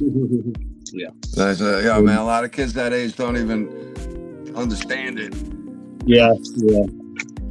They're like, huh? This one even used to be a guide, a wildlife guide at a camp, for wildlife camp for kids or whatever. Cool. And yeah, he's always hunting, fishing, and preparing, himself for what's coming. So, yeah, I'm glad I got that one on my side. Yeah, right. Mm-hmm. Oh man. Yeah, it's a good time to be alive, boys. Well, we're special. Don't let it go to your head, but we are special. It's a great time to be alive. We're special because the Creator decided that we would be living in the time of the scriptures winding up. And I mean, we could have been born 100 years ago, 200 or 1,000, whatever, where there was nothing, where nothing was happening. Yeah. So, what's up, ABC? Yeah, you know me. We are definitely special. You down with ABC? You down with THC? Because I'm about to hit some. I'm late. It's 35 degrees. It's dropping. Woo! 35 is pretty cold, bro. Oh, what you talking about, sir? Woo! Ooh, I got some crunch berries. I love crunch berries at night. It's my favorite indica. Oh man. And the couch. In the couch. What's Double D doing? I ain't seen him or heard him in a little while. He was in the chat last night somewhere or something like that. Yeah, he's been around. He's been just trying to get help out there to get things done, and he just got one of his helpers back yesterday, so he's excited to get things done that he needs to get done there. And he's found a new clone farm, so that'll be interesting for next year. For this year, new flavors, totally new flavors. Well, what's the name of it? What, the flavors or the no, new flavors. You say it's new flavors. Let me see if I can read them off to you. Let's see. These are ones that he's interested in.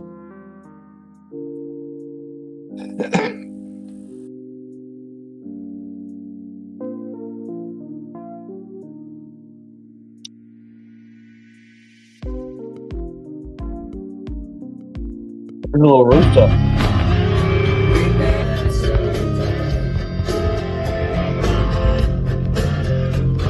Oh, what are you doing? Talking to me, motherfucker. You're fucking 90s. It's my phone. Right now. Woo! 7-Eleven, Rico! Woo!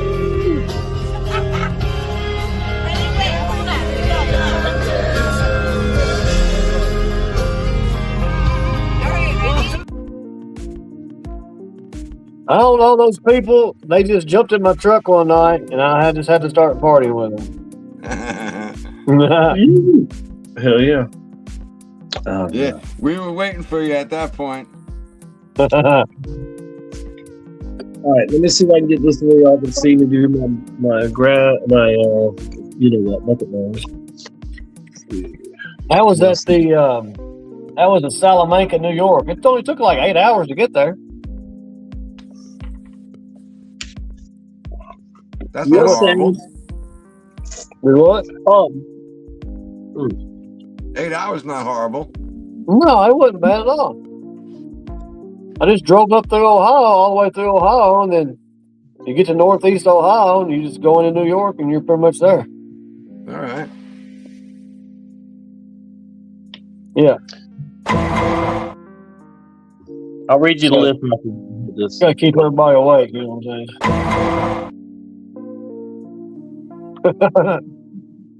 Hot Pockets.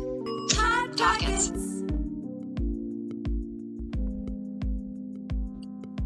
There you go. Oh, it's a gravity bong. We don't say gravity. We say bucket. That is why. Holy shit. What do you call it? It's not that. It's a bucket. Bucket bong, yeah. Yeah, we call it a gravity bong. We know that, but we don't call it a gravity. We yeah, right. That's flat earthers though. Champ. Oh yeah. That's a docket. That's a fucking water bong docket. Is that a 2-liter hit? Yeah, and it's barely big enough. Nice.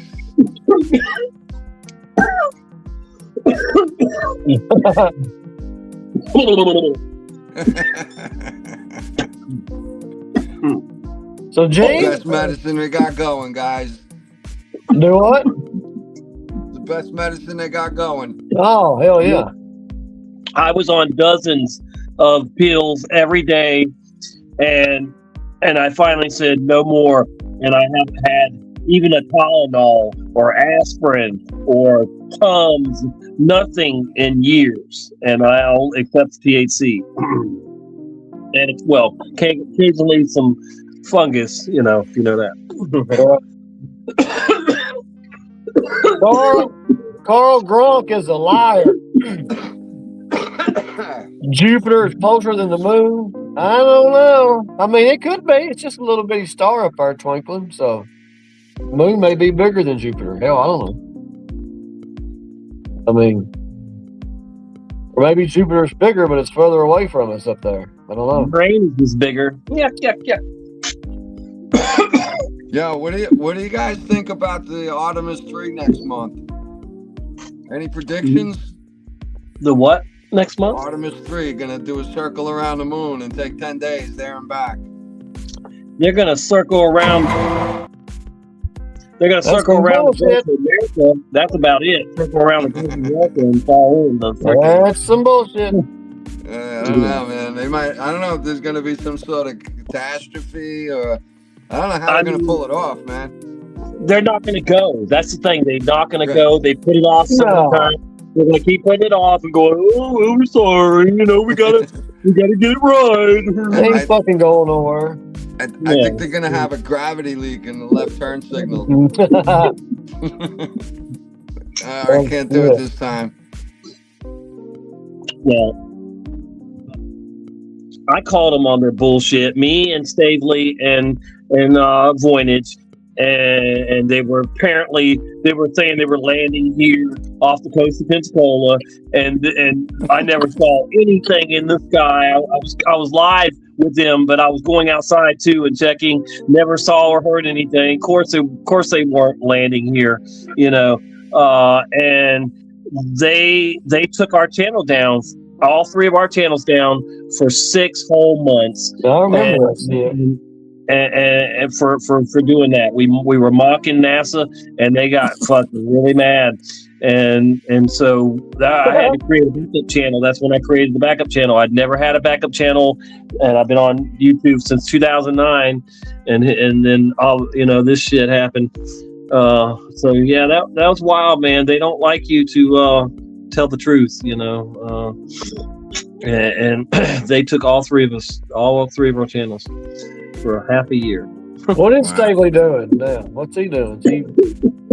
He's selling houses, trying to sell them, you know, just and working bartending, you know. That's cool.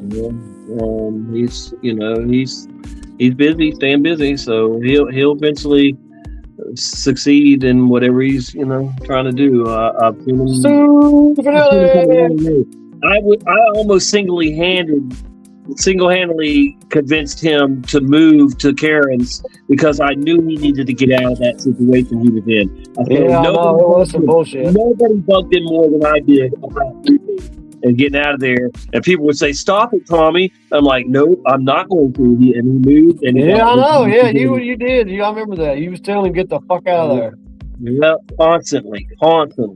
And he finally did it. It's the best thing he's done in years, in his adulthood, probably. Yeah, will he come back? I don't know. If he gets, if he makes a bunch of money, I mean, and he has time to relax and stuff, I could see him maybe coming back doing a little bit, joining shows or something. I don't know if he'll ever be as big as, he had it at one point, but, or if he even wants that, but, he might come back just to socialize with us. Right. It's not like he's going to go back to the Globe or start believing that 9/11 really happened the way they said it and all that. He'll never go back. Sue gets it. Sue fucking gets it. Triple D. See, she gets it. Yeah, we love Sue Granfanelli.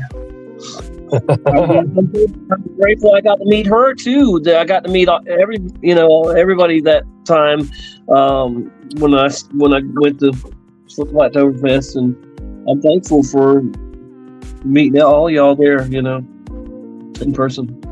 It's amazing. Right. Read that comment, Tommy. Tommy, read it. Bill jumped over the fence with this right here, this exact can, and dipped it in the pool so we could smoke. Now that's not the healthiest thing to do, probably to smoke through pool water, but we were improvising, and it worked out until security came down there, and I had to put the whole bucket with water in my backpack and walk away with water swash. But it was worth every minute. I'd do it again in a heartbeat. Yeah. And even last night, we went out in front of the meetup place, and broke the law for a minute. I ain't saying nothing else. But Exactly. you gotta have a little bit of fun sometimes, and bend the laws a little bit. Oh man, It's kind of like the police station. yeah. We ran big balls, grande balls. Holy crap! Sheesh. I don't know if I would do that again, but that was wild. They didn't care. Oh man, thank goodness.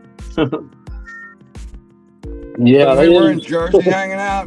NDB, remember this? We were standing in the garage, and there was like, I don't know, 5 or 6 of us, and we're all passing around 3 joints, 4 joints. Yeah. And next thing you know, 2 cop cars pull up. No. And like 6 cops get out, and they storm the building, and they just brought in by the hotel security, and we were all standing there, and like they didn't do anything. They didn't even look at us. They didn't care. It was great. No, they did. It was kind of weird. I don't know. It was kind of weird too. It was weird. That was like 2 years ago, so it was a little strange. No, they was more focused on something else. I don't know what. It went back up a degree. It's 36 now. That's crazy. Thermometer can't make up his mind. Thermometer. So what do you think about the Venezuela president having like 5 or 6 outfits on his way back from getting kidnapped from Venezuela? I think that's some bullshit. That's a document. They probably filmed it in, a bunch of different scenes or whatever. I mean, it's all bullshit. Yeah, it's theater again, they change outfits in shows, don't they? Yep. Yeah. It's all theater, dude. I mean, there was a big weather change, but I don't think, why would you have been in so many different outfits? That's a good question, so at this point, they're making fun of everybody, dude. They're making fun of everybody because they can like put anything or any story out on the screen and motherfuckers will believe it. Yeah. It's a powerful tool, weapon, whatever, and it's just a shame that we're too good of people to use their same techniques, I don't want to program anybody into being a flat earther or a truther. I don't want to force nobody into it. I don't want to deceive them into it. I just want to tell them the facts and show them the proof, that they're full of shit, and then hopefully they decide on their own, but they want to program people and manipulate them, that's how evil they are. But yeah, if we use their same techniques, we could have a lot more flat earthers, but it's deceiving, or it would be deceptive, to do the, all the like mind tricks they do, all the what's that? What do they call that behind the scenes, or subliminal messages and shit, Yeah. I mean, everything is subliminal propaganda, though, bro. Everything. Yeah. But the truth isn't. The truth isn't. See, if you stick to truth, doesn't need any defending. If you just stick to you just stick to what we know, But yeah, they are always trying to fill us with garbage and direct our minds one way or the other to think this way, react this way, and it's the game that they're constantly playing, and the NPCs just eat up and do what they're told, and buy what they're told to buy, and hate what they're told to hate, and Yeah. So we are talking to the choir for the most part, and I feel like I've been doing that for 30 some years. That's why I retired my channel, after 31 years. But I want to bring it back, but at the same time, it's just like, well, how many more people really am I going to reach? I know I'm going to reach the people the like-minded people that, that want to hear the message. But, it's like, how many more people can we wake up to flat earth or to anything? It's definitely getting harder, because the control, the other side is getting, more sophisticated and more, they're putting more into programming these people, and yeah, it's a battle. So, what should our focus be? Should it still be to the very bitter end, just trying to recruit new flat earthers or recruit, truthers?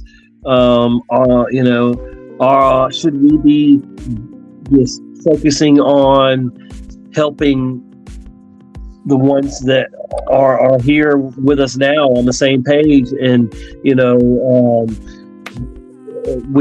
if we could just start our own little town, even if it start with 10 people, whatever. If we could make our own town and be off the grid and barter and live the way we want to live without the government for our ass, and then we'd be a shining example to others, and then it would spread. But even if it didn't spread, if we all got together and just did the thing like we could, then at least we wouldn't have to worry about the NPC apocalypse as much, and we'd be always around like-minded people. I've been saying it for years that it'd be great to start a flat earth campground. It doesn't even have to say flat earth, but flat earthers start campground. You can have a public section where you make money off people, travelers, and then you have a small private section for flat earthers that want to live there together and run the campground, whatever. And imagine having a campground in every state, or just a bunch of places run by flat earthers, and that would be amazing and self-efficient. A good way to, man. It'd be a good business. Yeah, campgrounds are always going to kill it. I was in one last night where Nathan Thompson stayed, and there was hundreds of campers. It was a sea of campers, and every campground down here is, stays pretty full in the South anyway, but I mean, every campground almost anywhere does, really. I mean, they do good, but yeah, that would be amazing. And then we can, talk to people that are open-minded, that are coming through traveling, and stuff, and it just would be, and even if we're still on YouTube, wherever, we go live and show people how much better life is living, and we're not trying to start a cult here. So I know people are going, "Oh, it sounds culty or whatever," but believe me, you're going to wish you had a cult when 2030 gets fully implemented, folks. I mean, I'm not trying to scare nobody, but really, seriously, they have been playing this shit for decades, and none of it's good. What they got in mind? The one world order stuff, one world government, one world currency. One world religion, and it's all to further enslave everybody that they can, and control and enslave everybody to the max. And they're not going to change their mind and just say, "Oh, okay, we won't do all this stuff that we've had planned." No, they're not changing their mind anytime soon. I mean, and when you look at it, they're only fulfilling Bible prophecy, which they're going out of their way. But it's got to make you think. the Creator programmed, us. See, we're all actors, and you could be a good actor or you could be a bad actor, and I don't know your role in this ongoing movie we're in. I'd like to say God's whole movie, and but the elite were either programmed to follow the script and make the script true, the script happen, or they're doing it anyway, whether, but it does benefit them till the end, whatever. But, these people aren't even religious, and they've gone out of their way to make it possible for Israel to be a nation again in 1948. And the Bible's real clear. It says when they became a nation again, in the end, the time that they would be a nation for 80 years, because it says a generation plus 10 years if they're strong, and of course they're strong, and they're at 77 years right now. I mean, so they got three more years to 80, or 2 more years. I'm sorry, 26. Yeah, 26 to 28. See, 48 to 28 is 80 years, and Israel knows that no nation of Israel in its entire existence that's known to man has never made it past 80 years. That's huge. So they know their time is running out, and so does everybody else that that cares, and or one way or the other. And so if the scriptures truly revolve around Israel and what happens there, we're going to see that all unfold, what it says, and so that's an amazing thing to comprehend and prepare for in just a short time, because that's before 2030, but 28, 28 is 80 years. And like I said, no, they've never made it past 80 years. It's like it's a known curve. You could Google 250th year, they say. What? Of Americans, slaverism. Yeah, but I'm talking about Israel. Israel became an nation. It's the 80th, right? Did this year or next year the 80th? No, 28, 22 years. Yeah. That's it. 48 and 28 is 80 years. So there, and you can see the scriptures lining up to take them out. Everything is lining up to, because these people are going out of their way. The elite that have the ability to shape the world and run it, make it, happen. And so it's, what are we going to do? How are we going to react? What you gonna do? I said, how many niggas are ready to loot? I got myself a Uzi and my brother a 9. I say we could flip the script, but I don't think that's what's in in the script. So if it's not in the script, how are we gonna I don't know. Yeah, but what you gonna do? I think only a fool cannot see that time is definitely short for the world government the way it is, and either the people are going to stand up and speak up and demand that the government's dissolve, or I think God's gonna something's gonna trigger and it's gonna be done for us. But yeah, they're not just gonna quit. It's not gonna be easy, man. No, that's a fact. I think our best option is to help each other thrive and prosper, and I think that would make God happy. If we could, till the end, we do what's right, we tell the truth, and we try to be good stewards of his what he gave us, and help who we can help, what more can we do, really? I mean, not much. Yeah. But I think we have been brought together under the flag of Flat Earth and truth stuff it's like a gift that God is saying, here is the people that you should, help and want to be around like-minded people, because NPCs are locked in. That's, they're, you might reach a few of them, but, we're better off sticking together. And if they come to us and join, that's one thing. But with time so short, I really think that we should just be banding together and living the good life, without the system, much as we can, and bartering and whatever. What do I know? No, that sounds like a great plan, man. I mean, hanging out in Arizona for 5 days. It was like that perfect scenario, bro.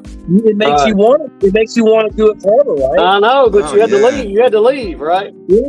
So that's what I'm saying is we got to stop meeting up and meet up and stay up, stay together, and I know it's not easy. I mean, we all live in different places and stuff, but if we did start a business together, like a campground,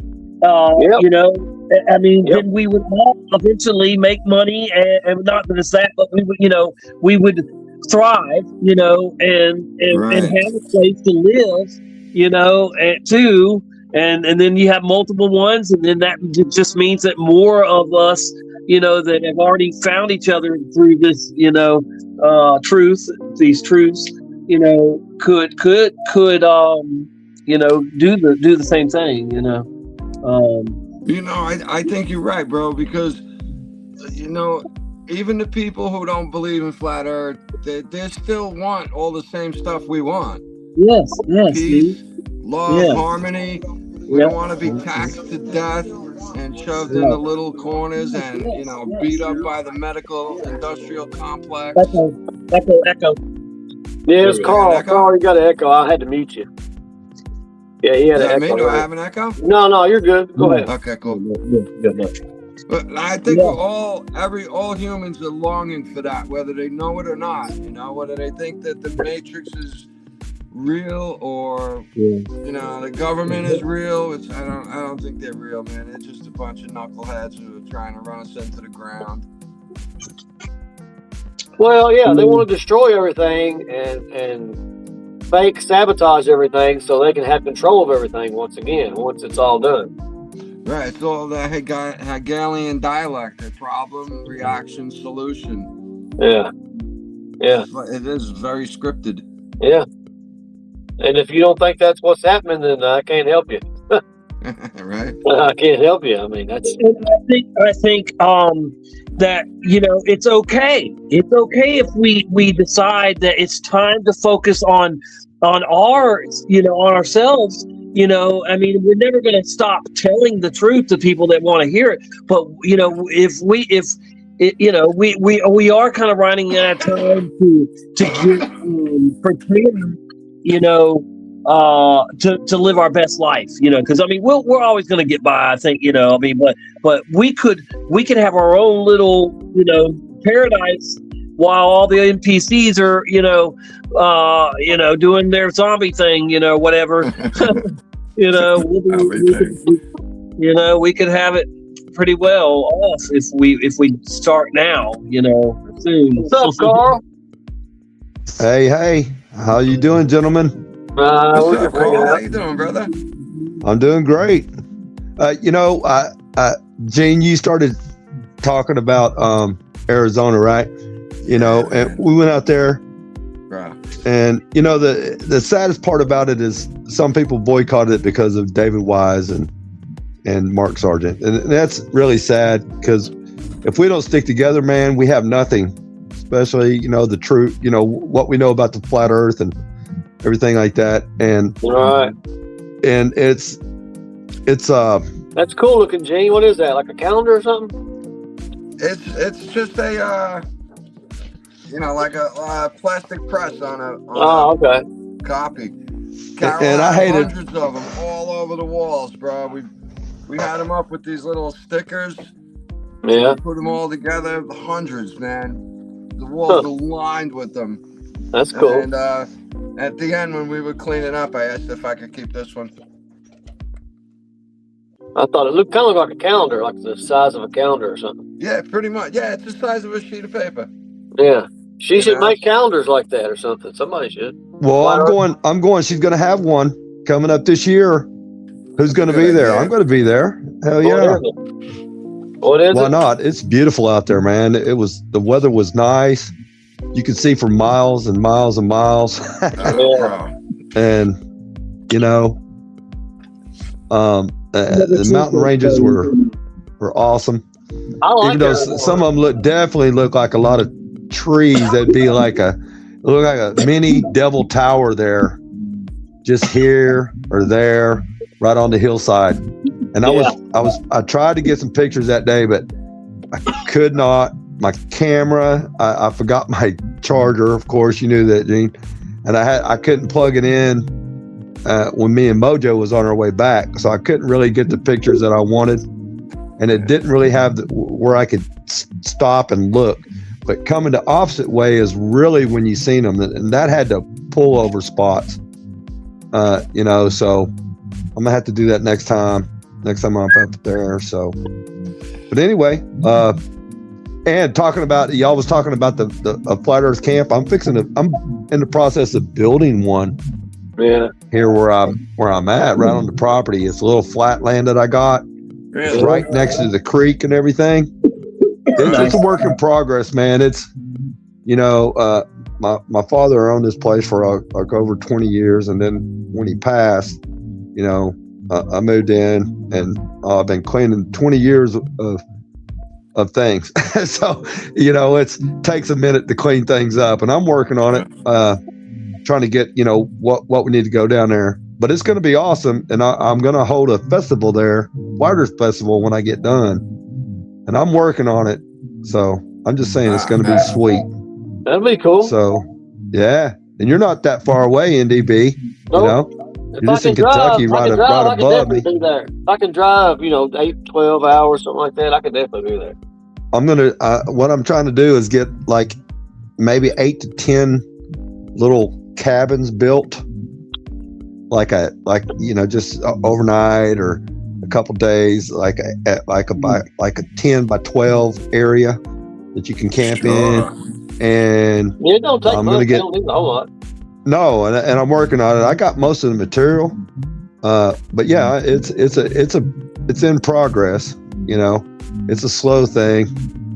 You know, the only thing I got to deal with is because I'm close to the creek, and every 3 or 4 or 5 years, the water. I mean, like we had a rain that came in 30 minutes. The water rose above the land.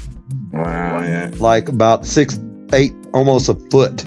Yeah, but it happened in 30 minutes. It's like, oh my gosh, you know, close to the Smoky Mountains, and you know, everything, water flows downhill till it finds its level. Gravity. Yeah, it sure does. Anyway, water don't stick to a ball, guys. just here to tell you, water does not ever stick to a ball. It even falls off these. Okay. Yeah. It has a harder time on Staley because he has that stretchy big sack, but yeah. Okay. Yeah. Okay. That is true. Jeez. He's got that hound dog sack. This looks like he's. Hey, Gene. What's that? Hey, Gene. I asked you a question. Since you, you know, departed from Ficus channel, I hope he realizes, you know, the severity of that. I guess I would say, because he don't have as many views now that you're gone, but I still go to his channel. I still watch his stuff. He just came back, you know, like a week ago or so from, you know, for the new year and all that stuff. Right. Love his channel. I love what he does. But I hope everybody would just, you know, to just reach out to everybody. We need to come together you know, and stick together instead of, you know, fighting amongst each other because of something that, you know, until we go down there and verify, we got to go with the story, even though we got misleading stuff that looks out of place in the video. But we need boots on the ground, like we had in Arizona, like we have anywhere else. Once you get boots on the ground, and then we can verify it. Until then, it's been shown here, it's been shown there, but we need boots on the ground independently.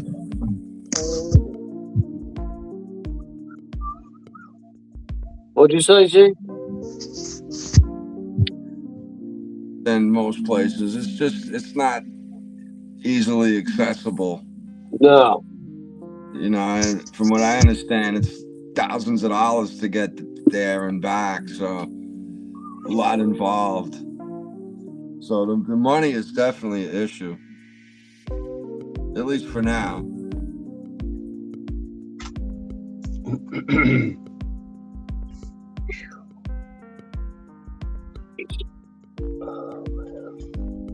Daryl asked me the other day that I think it was okay for troopers to morally invest in gold and silver, and I was like, yeah, I think it is. I think it's okay. He said, what? Is it moral?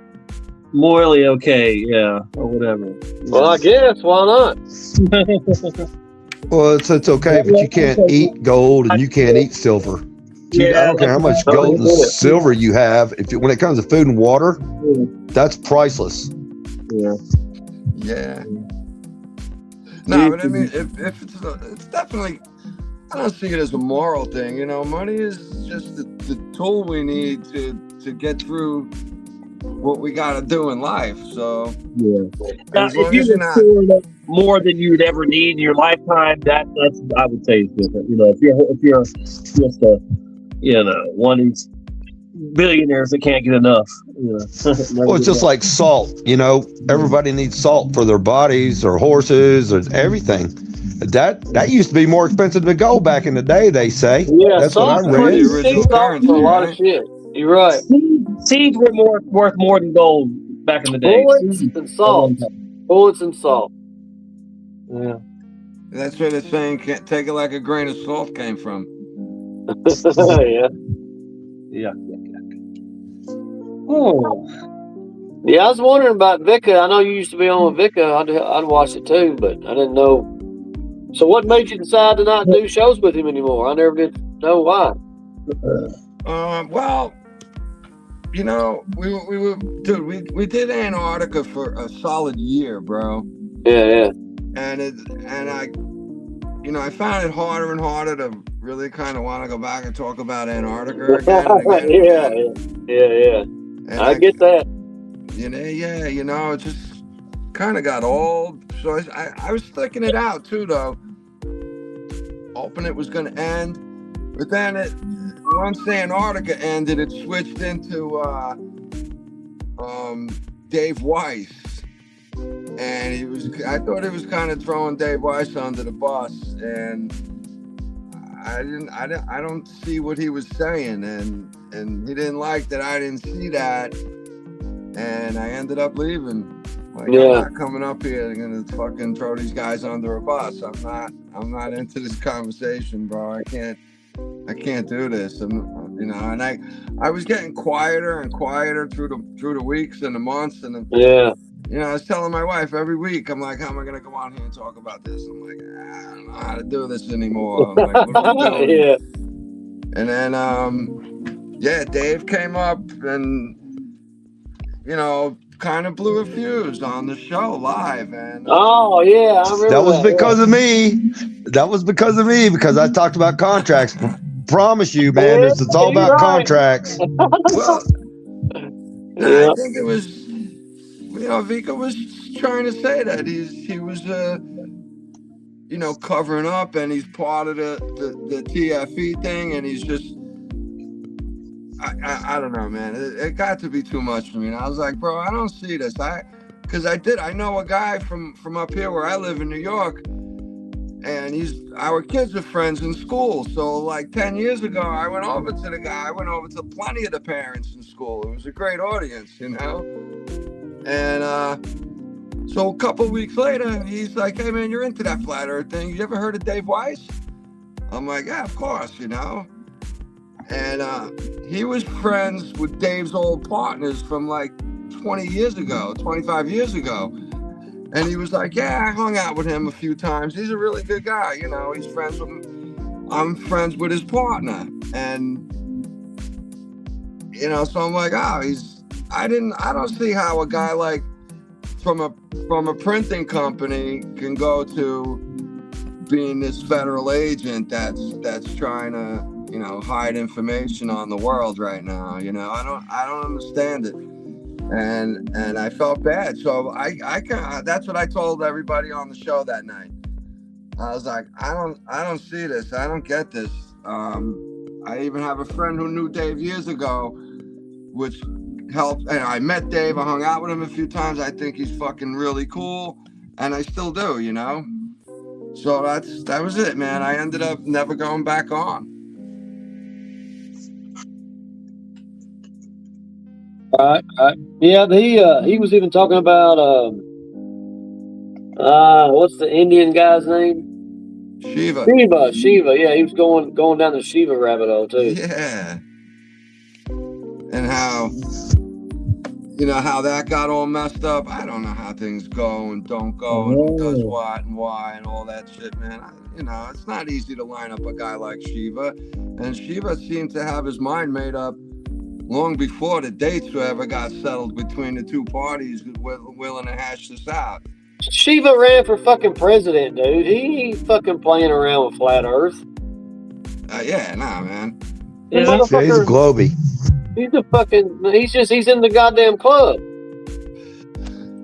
Well, I mean, you know, even if he's not at that point, if you know, let's say, you know, Dave was able to get a hold of him like he did. I think that maybe afterwards or possibly before, somebody must have went to Shiva and said, "Listen, don't fucking go for flat Earth, bro. This is what's gonna happen." And you know, whatever it is, they'll show him. You know, like they were saying with Jaron. Jaron got bags of cash to lie. I'm like, I don't know about that. I think if anything, they would threaten the financial security is a much better leverage tool for leverage than giving someone bags of money to lie for you. If you can threaten them with showing them how I'll take your house, I'll take every nickel out of the bank, you will owe the IRS forever. You can show them a few things like that. It'd be a lot more convincing for them to lie. My opinion. Well, we found a case last night. I'm on Burn the Corporate Fiction. If y'all need to join in and watch his stuff. We got to meet Ryan. We found a case last night where there's no Salsa, and we found a case last night out of Texas, actually. You don't even need a driver's license. It's great. No, you don't. You don't make one at all. You know what I think about Texas? Go on vacation, leave on probation. I mean, you know, if I would have had a big amount on me, yeah, then do something. But when I have my prescribed stuff on me and just a little bit too, I mean, come on, man, really, you don't have to be that serious about it. But yet, Texas being so far behind the times, and they think that they're holier than, whatever. They're saving people's lives by not letting you smoke that weed, Tommy. Yeah, Every life that doesn't smoke the devil's lettuce is a life that is saved. I mean, I get that anybody who doesn't have the card is subject to being arrested. But I'll take it all. Send it all my way. Texas should not matter. It really should. Because when you drive into Texas, does your driver's license be void because you're not a Texas driver's license? No. So I have a freaking license to smoke, but as soon as I come in your state, no, that's stupid. That's bullshit. It should be exactly like the driver's license. You could go where you want in your vehicle, you know, as long as you drive right, whatever. You Never call it a vehicle. It's your horse. Yeah. The modern day horse. Yeah, I'm on my Mustang. horse, man. What are you talking about? We've got a Mustang, so yeah, it's my pony. Well, it's called horsepower, right? Yeah. That's what you got is horsepower, right? There was a case back in the 80s, and I'm still trying to find it, in Texas, where this guy proved that his yes, modern day horse, and I'm still trying to find that case. I find that it's over with. Hot Dockets. Oh man. That was a hot docket right there, Carl. Hot Dockets. Thanks for everything, man. We was digging in. Digging in some cases, and this is a docket here. And you go in, you start out like a CIA document. It's funny as shit. The stuff that we're finding. Oh yeah, coming out soon. Boston Ray tried to get them to send what they had on my case, and they didn't. They wouldn't send him anything. Yeah, you got to do the Freedom of Information Act, and put everything there. I mean, you got to tell them everything. You want any kind of paperwork, bonds. You want any kind of transaction with another affiliate. This just right down the line. They got to give you all that. I mean, once you go on and request it, there's even a letter that we have that we send in with it. It says it's a demand to release the information, because you have a right to all the information. And once you realize that men don't make law, that's in Blackstone's commentary. I put that in your thing earlier. Yeah. I set that on there. Men don't make. They can only, look at it, study it, but they can never write it down for another man. And statutes, and plus we found some information on statutes. Unless it's named after the person, unless it's named after you, it says, Tommy, tell the truth, he can't do this. If it's statute's not yours, I'm pretty sure that does not belong to you. And more, we're just as sovereign as the king. Grissom v. Georgia. Look that case up.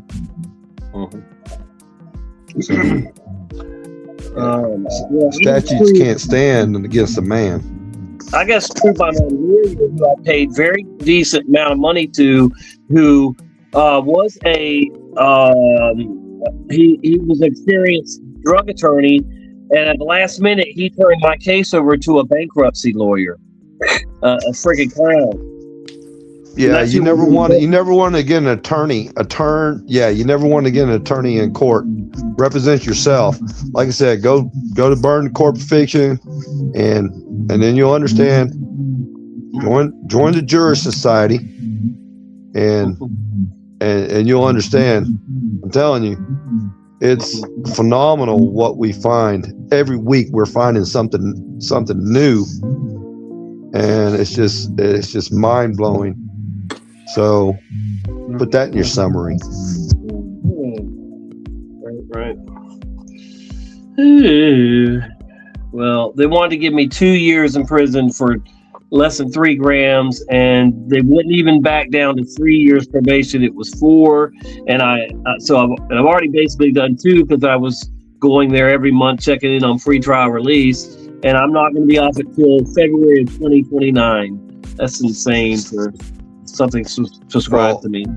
Always challenge jurisdiction. We found a case the other day, actually, that as soon as you challenge jurisdiction, and if you learn what jurisdiction is, as soon as you challenge it, they got to have a hearing on that. And if there's been no harm to anyone, no loss or injury, there is nothing a man or any statute can apply to you ever. Yeah. There's got to be a victim. You got to have a signed affidavit. Look at your constitution in your state. There's got to be a signed affidavit from a witness. NDB knows this. I've seen that he talked about it. There's got to be a signed affidavit from a witness stating that, or some kind of medical report saying somebody got injured. There's got to be proof of loss or injury somewhere. If there's none of that, there is nothing that they can do to you. That's what everybody needs to understand. Everything else is a statute, and even we found cases on that too, where a statute, unless it's named, does not pertain to you. It's got to be named in your name, saying, "Hey, gene edit can't do this." Oh yeah, let's see. Can you prove it? Look it up. Yeah, no harm, no injury, no loss, man. There's no crime, zero You're crime. talking about mostly like traffic court, then, kind of, right? Well, they call traffic court criminal. Think about it. Where's the injured party? Right, and you need to. You have the right to meet your accuser too, and if the state That's right. Accuser, That's right. Where's the accuser? The state. I'm gonna tell you right now. The state cannot be a witness. Right. Or the only harm got here is the man got behind me with the blue and the red lights, red, white, and blue, and pulled me over saying that I was doing this. Well, what did I do wrong? Where's your injured party? Where's your injured party? That's what we need to know. Yeah, what happened in my case was, so I can't even say. Well, part of it I can't say. But okay, what happened in my part of this? I got in a car accident and I panicked because I've never had a drug charge in my whole life. But somebody else made me panic and do something out of character. So I threw my containers across the street across the highway, that had the stuff in it. And a fireman saw me do that and told the cops when they got there. So, and I didn't admit to doing it. So he went over there and found it and then arrested me for it. Fuck. But they got any video of you doing that? I don't know. That's a good question. Well, if they don't have a video of it, he just saying something. That's hearsay. Yeah. Right. But it was a fireman. It don't matter. Word for it, their word for it. Yeah. Wow, I can't believe you found it. Yeah, it was just little tiny little pouches, because it was such a little amount, like I said, it was like 2.5 grams. So, and it was wax, but it doesn't matter. It was still prescribed to me, I mean, so it wasn't flour, it was, it's concentrate, but still. Don't admit it on here. Yeah, they really don't like concentrates. Well, it's done now. They have it, Shit. Wow. But anyway, yeah. So but it doesn't matter. It's still my doctor prescribed concentrates to me. I mean, he prescribes THC butt plugs too, but I'm not doing that, or butt pills. But but anyway, it doesn't matter what form it is if your doctor prescribed it, and I mean, you don't have to. What, you're gonna go through another state? You're prescribed your OxyContin or your whatever. Yeah, really. I mean, it's coming between you and your doctor, and it's not right. That's fucking crazy, bro. I don't need anybody to prescribe it to me at all. Mm-hmm. You don't need to prescribe anything to me. Yeah. I hear you.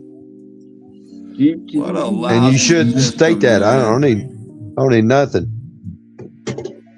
Ever. Don't tell them nothing. Always ask questions. It's like when you get pulled over, you say, "Hey, he's behind you." You get out of his way, but he follows you, and then you stop. First thing, he's going to come up to you, and if he asks you, whatever. Do you know why? How fast you've been pulled, or why I pulled you over? You know how fast you was going, and you tell him anything over 0 is fast, unless you're an ant. And then be quiet. That's what I would say. I'll tell you what has worked Or for you me. just stick your hands out the window, don't say nothing. And there was this guy that I was watching on this one show, and that's all he did. The cop come up and goes, who's in the back seat? And he's shining his light and everything. And dude just stuck his hands out. He rolled down his window and stuck his hands out. And he didn't say nothing. And they did ask him for his ID. He handed him his ID. He didn't have no warrants or nothing, you know.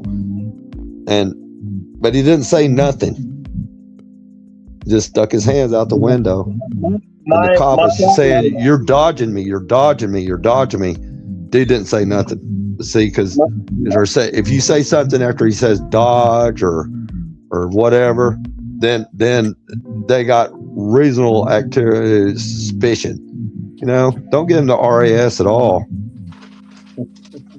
Ever. Don't say nothing. Because they have, if you've done nothing wrong, there's no problem. Well, they can always find something wrong. Oh, yeah. Well, if you don't tell them nothing, they ain't going to find nothing wrong. Just don't conversate. Allegedly. Exactly. Well, I felt like in that case, though, if I had just admitted to him that I had it and panicked and threw it, I think he would have let me go. He was mad that I wouldn't tell him anything, and he stayed over there until he found it all. You know. Say, I don't know where. You should have said, I don't know where that's at. I don't know what that is. I have no clue. But it is as is, and you already admitted it online, so you're kind of soft, brother. Love you very much, man. I haven't met you. Now, Boston Ray, I've met. He's close to you, right? Yeah. Listen, the deal that I made, there is no going back for a retry or anything. So if I violate this probation, I go straight back to Texas for sentencing. You know, and there's no, it's just whatever I'm going to get. That's at least what they think, you know. Never signed a contract. Yeah, definitely agree with that now. Yep. Without a signature, they have nothing, no matter what they put on you. Under duress, and that eliminates it. It's like, man, I was like, that dude he had an arm on him, and I felt threatened. Weak in my surroundings. It's like, whoa, he's got something, and I don't. Because you can never take a knife to a gunfight. There's another thing. He didn't read me my rights, and I told the lawyer that. Fight, I should say. He never read me my rights. Yeah, because you gave him up. No, I told you I did not give him up. I did not give him up. As soon as you started talking to him, you gave him up, man. I didn't talk to him until I was in jail. I'm telling you, I didn't. See, that's why I was mad. I didn't talk to him. Oh, you didn't talk to him at all from the beginning? No, I didn't. That's what I'm saying. I didn't. So you just stuck your hands out the window and didn't say nothing? I just stood there, and so he went with what the fireman told him, and he went over there and found it and said, "Well, you're going to jail." You know, I didn't admit. So, and I thought my lawyers would get me off, man. I paid them good money, but they didn't do right. Because you had turned to an attorney. Never get an attorney. Defend yourself. Like I said, Grissom v. Georgia proves, and like I said, we are the sovereign. Yeah. We're the people are above everybody. We the people. And it can be individually too. We found a case on that. It ain't about the collective. It could be the individual. We're just as sovereign as a king. Yeah. Right. These are the facts. Yes, this is. We got case law on that. This. How many people have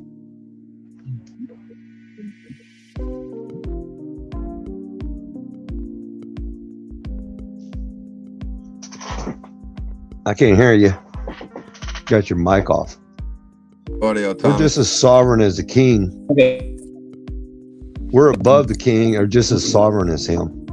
Hello. That's what everybody needs to understand.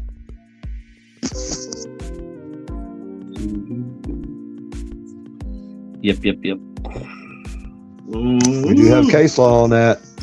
Don't make me show you.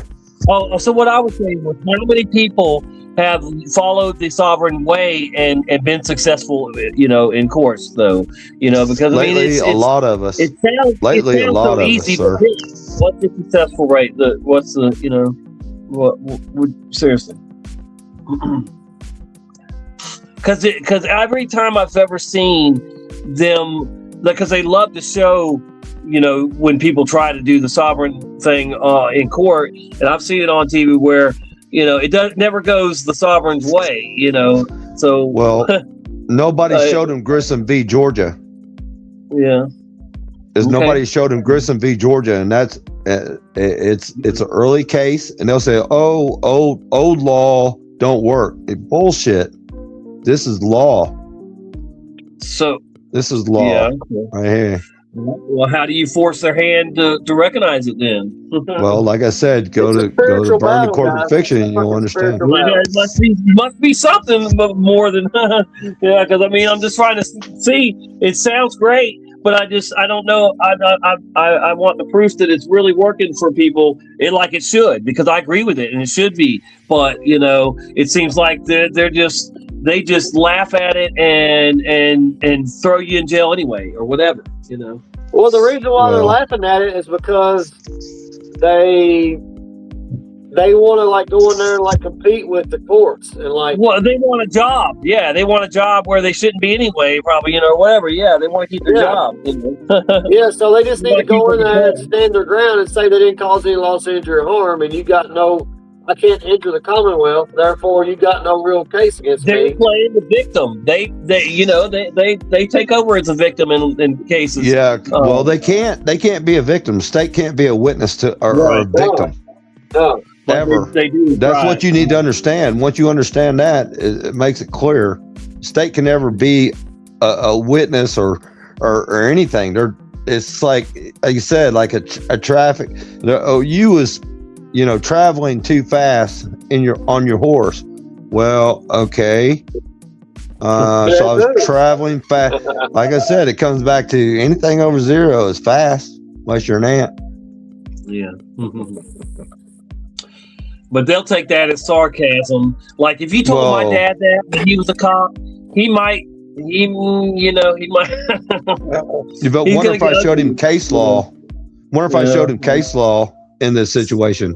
Right. Maybe, he would. Yeah, well, there's case law we've discovered. That's what I'm trying to tell you. There's case law, and that stands.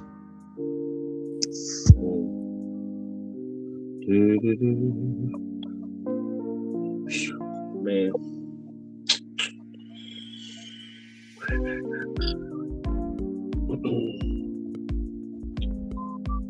Well, who agrees we'd be better off having the government dissolve and starting over, building up? Yeah, that's a fact. I vote for that. I mean, it's scary. It's a scary thing because then you don't know. We're making the country vulnerable to outside attacks or inside that. Who's going to fight we're getting attacked from the inside out, Lowry. We're getting attacked from the inside out now anyway, so it doesn't fucking matter. Already do. We're on a train that's fucked. Yeah, whatever. If we keep this government and all the other corrupt governments that are working together for the elite. Exactly.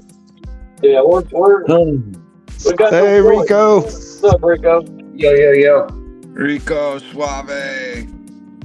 This is the Rico. This is the Rico after show. Hold on. Yeah. Really, are my eyes that bad? Is that Tommy? I can't read. Tommy? Yeah. Yep. Wait. Wow. I already got an E-code? What did I do? You won. It don't take much. Good call. Who's top mid? Actually, your order is probably different. Who has the compass behind them? Gene. I do.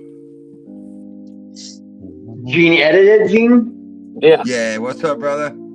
Hey, brother. Yeah, How if you you'd have doing? been there in Arizona, Yeah. Rico, you'd have met Good, him. man. Yeah, man, dude, you wouldn't believe how many people were like, "Where do I get a pair?" And I'm like, "Well, they're unplayable because it throws the weight off." They're like, "I'm not fucking retarded, Rico. I just wasn't on the cover of Modern Drummer." I'm like, "Okay, calm down." But to be realistic, probably 4 people have requested something That's like really that. cool, man. Dude, I could I have a few sets left. But I just bought a whole bunch of plastic. I can possibly make some more if you really wanted to. Well, before I get back to them, first of all, these are the fans that have followed me through Sabian endorsement. When I switched to Zildjian, they followed me. They asked me what kind of heads I used on my kick, on the batter side of the snare and the snare side of the snare. I'm like, you want the truth? They're like, well, yeah.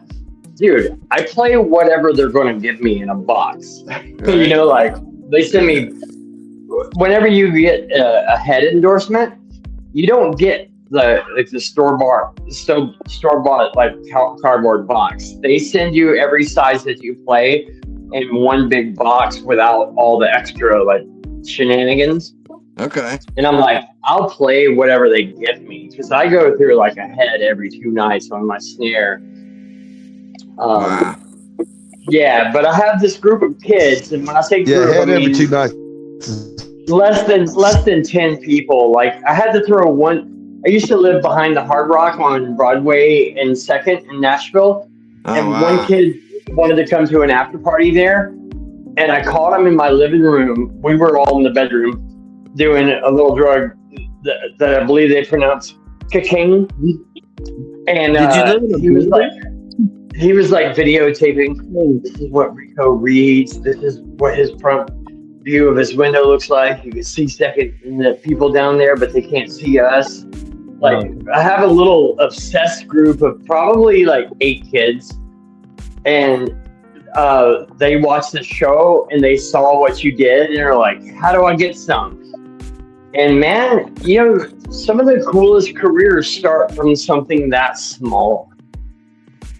In other words, like if you fill a couple orders, that will spread. You know, like they look cool, great, man. I mean, they're unplayable. They're definitely like a souvenir. Yeah, But- it's a novelty. Yeah, the sheriff that took me to my house to pick up some stuff saw him. Was like, "Oh, this is cool." I was like, "Yeah, right." When were you living in? And by the way, thanks, bro. When were you living in Atkins? That's it. I still do ish. I'm on the outskirts right now. It's like a 10-minute drive from downtown. Yeah. Hey, Rico. Yeah. Check out this stick right here, man. You know whose stick this is? What? Is that Morgan? Nah, it's Oh no! Poison's drummer, Ricky Rocket. Nah, close, man. It's Steven Adler, Guns N' Rad? Roses. What? I was going to say Johnny Rab. I know the company. Like I know I've met the guy that owns that company that makes the knots. But Ricky Rocket from Poison plays them. A guy named Johnny Rab, not Rad, Rab. He plays them. All right. I think they feel good, but my stick breakage is so high. You know, Easton, the people that make the baseball bats, the aluminum baseball bats, they make a drumstick too. Like if you watch Guns N' Roses with the second drummer, Matt Sorum. I can't think of his name. Yeah, Matt Sorum or Lars Ulrich. Like it's a black stick with a white tip. They have sheaths that you can unscrew the tip and put a new sheath on it. But I was breaking those, so I was like, it's just not worth the value. Wow. It was a gimmick. I'm not like trying to go, hey, I'm the strongest guy ever. My gimmick was I play so hard that people wonder how I make it. Well, here's how I make it. When I'm done with my 35-minute set, leave me alone. Let me go back and almost pass out on the backstage couch. Yeah, really. I give it everything, and then I have nothing left for like a good hour. Yeah, That's you're fucking exhausted. exhausting, You're right? exhausted, yeah. Yeah, but and it was also a planned gimmick, like 2 opening songs, no talking to the audience, drive them nuts, and then a mid-tempo song I can actually breathe. Like it was planned chaos, you know. Nice. Bullshit. Now I don't play like I couldn't play like that if I had to. I know. Well, you know, Rico, the first time I ever seen you play was down in 2024. Solar Return? No, that was before that. You didn't see me at Solar Return? That's at the Campton Inn, probably. Oh, that was the first time you saw me play? The One Big Love, did you see Yeah, them? the Flattoberfest had never happened. Yeah, Campton we was there, Inn. but it never Campton happened Inn. in the original place, and we should all get our ticket reimbursed, actually, because it never happened there originally, and it was a national emergency because of a freaking hurricane. Me and Valley Parks barely made it through the mountains. Like right after we went through the mountains, told me the whole story, and you had her it fell. side by side. The road that we would just travel through, there was water. We went through a puddle of water. It was like 6 inches deep. Okay? On a flat spot on the side of the mountain. Well, actually, that part of the mountain, like a couple hours after we left, washed away. It's gone. Dude, you don't have to tell me anything. I totaled my car, and I still have a bit of PTSD when I drive in the rain. It wasn't the hurricane. It was the rain going through the mountains getting there. But back to One Big Love. It rained for like that 4 was days not the straight. plan. He's Asian, dark-skinned Asian guy from One Big Love. Yeah, was One like, Big Love. They're the bomb, man. I love One Big Love. Me too, but here it wasn't planned for me to play drums. That guy was like, "Wait, I just talked to Rico. He's a live drummer. Come up here, Rico. Play a song." And I had no monitor, so I just listened to what the DJ threw down and just freestyled it. But it was an honor to get to play with them because their music is so good. Yes, you did a great job. I'm just saying. So but like I said, to get back to the same point, what I'm saying is that it never happened at the original spot. No. Anybody that has a ticket should be able to go there next time because it was a national emergency. Hurricane wiped out everything. Couldn't go there. Should be there for, hey, you got a complimentary ticket for that spot. And that's the way it should be. And that's the way it should be, to be honest with you. But hey, Carl, I agree with you, but that's not the issue. Karen B's over it because she has to work too hard on promotion. She does the promotion herself. And let me just let you know, I understand. I like Karen B. I listen to her all the time. I bet she would honor that. I'm just letting you know that there's no fingers pointed at her for not reimbursing. No fingers at all. But then it went to my favorite memories. It shouldn't be. Was behind the Hampton Inn. Oh man. I got to drop anchor. I got to drop hammers with Brian. That was cool. Like, all right. You and Brian Stabley got in a closet and dropped your hammers? Is that what you said?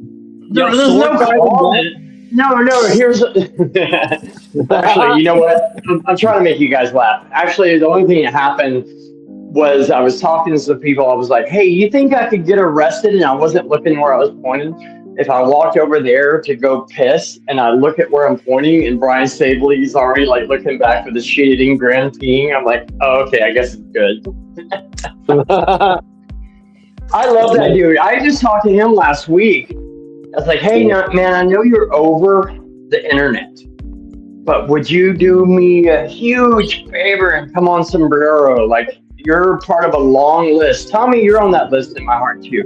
I was telling Stabley, you're like one of the dream guys that before I ever, like, my name's been Rico Simple Sombrero for years before I ever did the podcast. But my list, I've crossed almost every, like, I need Sam Tripoli on. I could give or take Owen Benjamin, but it would just help the resume. Tommy, I've liked you. I've only met you, I think, one time. But I'm not a hippie. I don't see color auras. But you know how you can just pick up on a good vibe? Yeah. I know I sound gay as fuck right now. But when I first met you, I was like, okay, he's good peeps. I can just drop my guard because I'm a very guarded guy usually. I try. Dude, I didn't mean to pop on the show and take around over. Stavely though. He dropped his guard around Stavely too. Dude, you know what? You guys, I've been pretty open that I'm totally cool with name dropping now that I'm out of it. He got guardrailed by Stavely. Let me tell you where my guardrails came from. I was on, I don't know if you guys know this, but Warped Tour, the headliners play right when the sun goes down. They don't have lighting rigs. Warped Tour is a daytime, summer, hot, tough gig to do. And I got to do it in the tour bus the second time, but the first time was an 18-passenger van in the trailer. And a lot of us go out, we lay our stage clothes on the van, they dry. So girls that give us hugs at the merch booth literally will, like, we've got a compilation of them hugging us, and it's slow motion of them backing away with that look of, oh my God, I just smelled ancient vinegar on their face. But I tell you, a guy that made me insecure about like group men's showers is the singer from Alien Ant Farm. What the holy porn star fuck is that? I was like, you know what, man, just don't look over here, dude. But I think he kind of rocks it too. Like, very few people that have ever toured with Alien Ant Farm haven't seen Dryden's dick. Like, he knows. So that makes you a smooth criminal? Oh! Actually, you know what? I know that's what they're known for, but they're actually a really good band. I met them before I opened for them on Warped Tour. I wasn't playing the show, but I worked for 311's drummer's dad in his company. So I always had passes to everything 311. And Alien Ant Farm, that's also how I met and got to tour with Incubus. 311's known for finding the new hit band, and then, 2 years later, they're chart topping. Alien Ant Farms have got some guys that 311 found. And so is Incubus. Whenever I got to know the tattoo on my wrist is an ohm drawn by the singer of Incubus.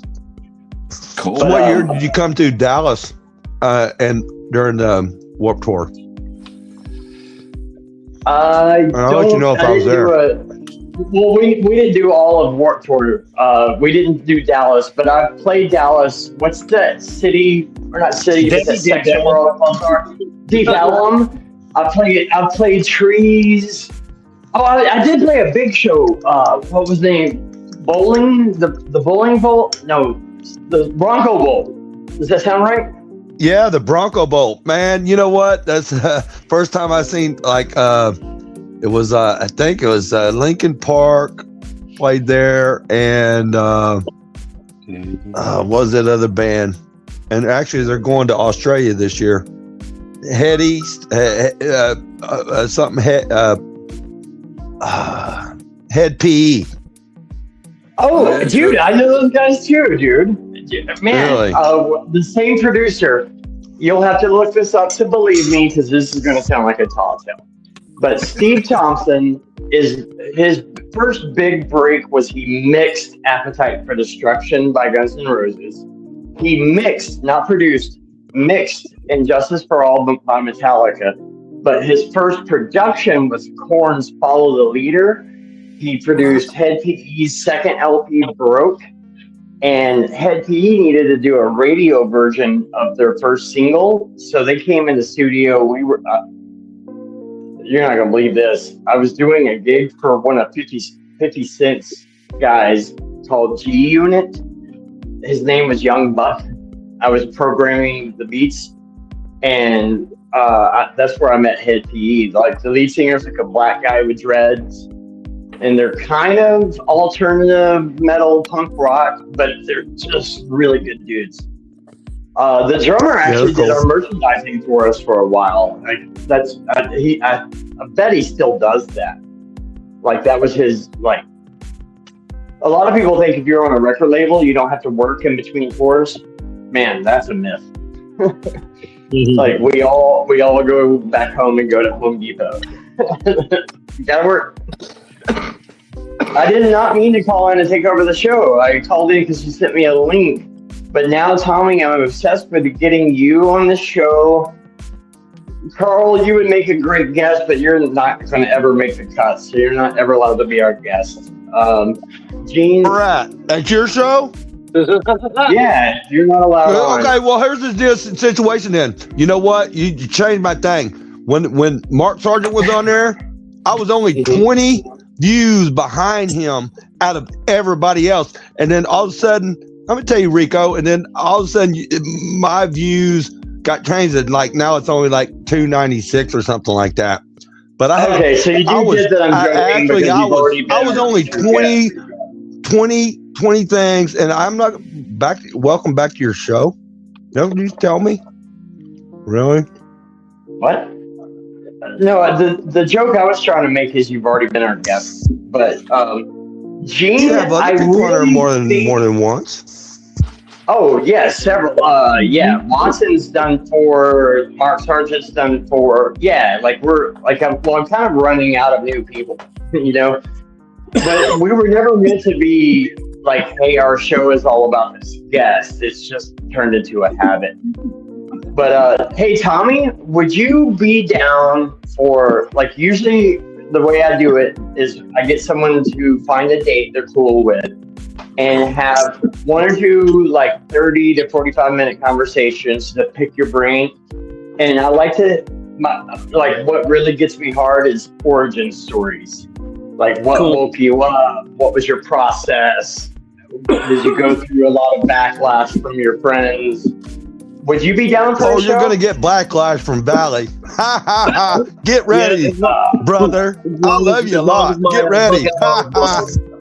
Oh, shit. We're live right now. I thought we were backstage. I just saw we're live. Valley's coming for you. Hang on, sucker. Oh, my God. Oh, my God. Alien Ant Farm was a code for Bon Jovi. Oh my God! I thought we were doing like a post Strange World thing. You're funny. Sorry, girls. And by the way, I'm super well hung. Actually, you know what? The Rico aftershow, and he finally showed up. Cannot tell a lie. I did not know I was live right now. What did I say that's gonna crush me later? Nobody's watching, dude. Don't worry about it. Okay, all right. Oh, I'm going to share it to her. She don't have to watch. I'm going to share it.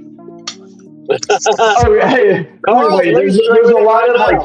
Carl don't restream. Tommy's restreaming. No worries, dude.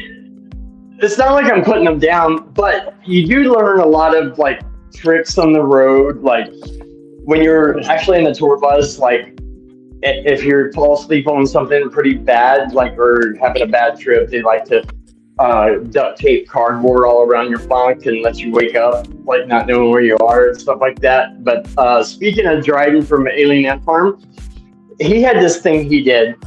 If you've been on a proper tour bus, you walk in, and there's where the driver is. There's a little pull to. I got a Deftones story I can't tell out loud. Remind me later, Anthony. But you pull to, and there's the front lounge. That's where the kitchen, the biggest TV is, and then you have your bathroom on the left. Then you have like anywhere from 8 to 16 bunks, depending on how many buses you have. Like my ex and Five Finger Death Punch, they have 3 buses. What about Ronnie James Dio? I was on his tour bus, special guest, because my friend, his brother-in-law was his tour driver for the Southwest through Texas and stuff like that. Oh yeah, I was backstage with Iron Maiden And oh yeah, nothing like that, bro. Nice. I hear Dude, you. hey. Yeah, it's fucking Dude, thank awesome. you for making me feel better about my name I got dropping, the but let me VIP finish- sticker still. I'm the only one out of the 4 of us that got to keep the VIP sticker. Dude, I The lost tag. everything in the fire. But let me get through the Dryden story. So after the front lounge, you have the bunks, and in the very back, there's like almost like a sectional couch, like a, it rounds the corner. Like you guys can see my hands right now. I'm trying to do it with my hands. And like a lot of people will go back there if they're into video games, a little bit more low key. Well, I don't know who invented it. I think it was Alien Ant Farm, but I didn't fall for it. But they're like, "Hey, spiderweb him. He's never been on a tour bus." I'm like, "What the fuck does that mean?" Okay, to spiderweb someone, they're in the front lounge, and you turn off the lights in the bunk area between the 2 lounges. And Dryden gets up on the 3rd level. There's 3 levels of bunks, and he does a spread eagle, butt naked, puts one foot on the top left bunk and then 1 foot on the top right bunk, and bends over with his asshole pointed towards whoever's walking in the dark. And they run like nose first into your butthole. It's called spider webbing them. Oh, no. People think like because we try to look hard in photos that we're hard. We're fucking idiot geeks that just want to laugh. But yeah, I can name drop all day long. In fact, my ex-bass player is now in arguably the biggest radio metal band out there. Like, I don't like radio metal. I call it bro metal or brocore. Like but Five Finger Death Punch, that the bald guy with the beard that has dreads in it, that's the guy that was my bass player. And they are blowing up. Last time I saw them, they had 3 tour buses, a sober bus, a party bus, a crew bus, and 5 tractor trailers with lighting. And sold out Bridgestone Arena, downtown Nashville. And my wife, at the time, but even at the time, she was like, "Is this what your life was?" I'm like, "No, we were in a van smelling like shit. Like this, no, I was never close to this, babe, but I love that you think that highly of me, but no, these guys are fucking rock stars." Like, I mean, I think they're multi-platinum. I think they're multi-platinum. They did a cover of Bad Company by Bad Company, and I think that's the first time they broke 1 million records. Wow. Chris, if you hear this, I didn't say anything negative. That's cool. Yeah. Well, I found out they do know that they are listening to Sombrero. Not all the time, but once in a while. I've heard a couple things get back to me, so I really watch it. Tonight's show, the only reason why I opened up with my own band, and it was a demo version, but I opened up with that song because I actually sing backing on it, and I can't sing. I had to be coached one line at a time. It took me all day. And when you put out a record, you have like anywhere from 18 to 22 songs, and you go to a studio and record those without a good producer. And based upon those demos, your A&R, which stands for Artist and Repertoire, and the producer of the record narrow it down to a nice tight 10 songs.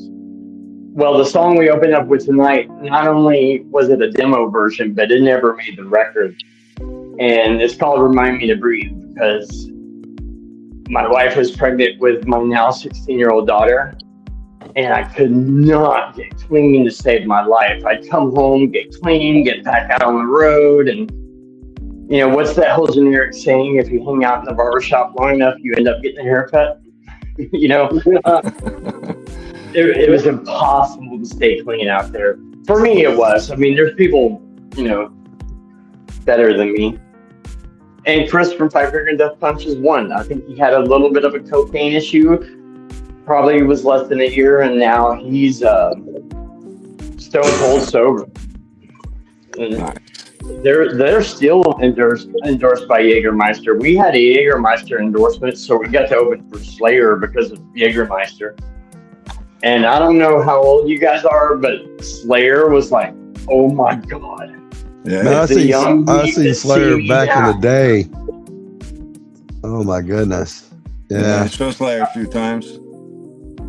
All right, someone else take over. Now that I know we're live, I thought we were just chatting. So, oh, it's called the Rico After Oh, Show. who- Fuck my life. Hey, let me ask you something, Rico. Who's Was that a yes or no, Thomas? who's the producer for 7 Mary 3? Couldn't tell you. That's radio metal. That's not my thing. Okay. I bet you've probably never heard of my favorite band or my Who's favorite that? 3 bands.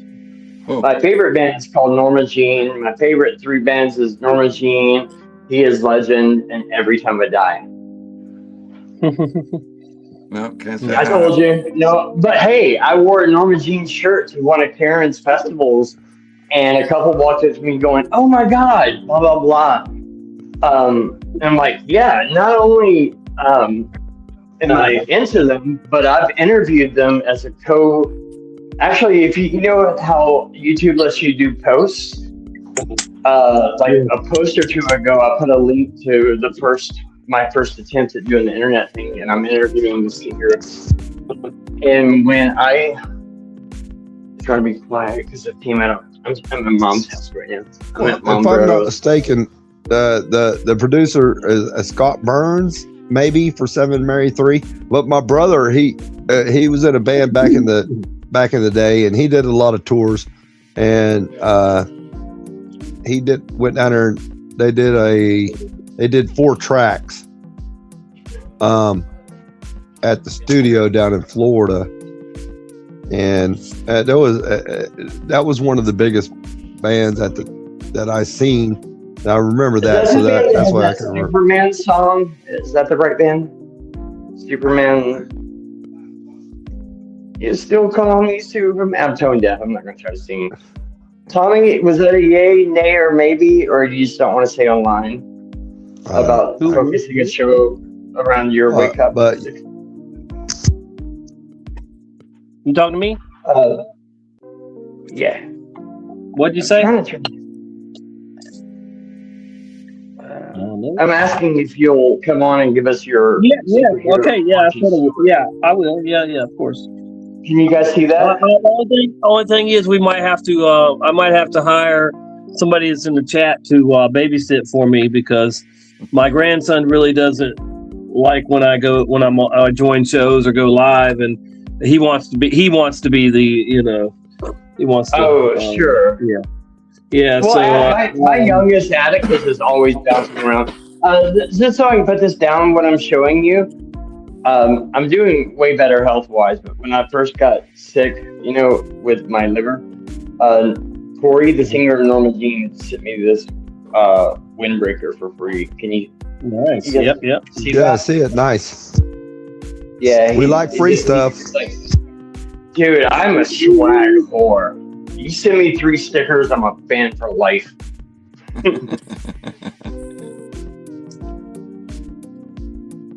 Oh my God! Angela says it's sex night. What the? Too much information. How can I look at chat while will I stay live on StreamYard if I go watch chat somewhere, or can I turn chat on over here? I mean, I have to use my laptop. Just mute it. Yeah, you just mute it on the other side. Keep this one going, and then you mute the show. Cause I've got it. I'm looking at the chat on my laptop, but I have it muted. Well, I have the show paused too, but you can still see the chat. But I can play it and mute it too.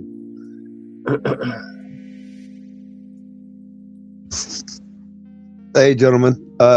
Like I was saying, that thing I said earlier about Grok, saying that Jupiter is closer to the moon. Well, that picture, if you look at it, that's raw in the rail.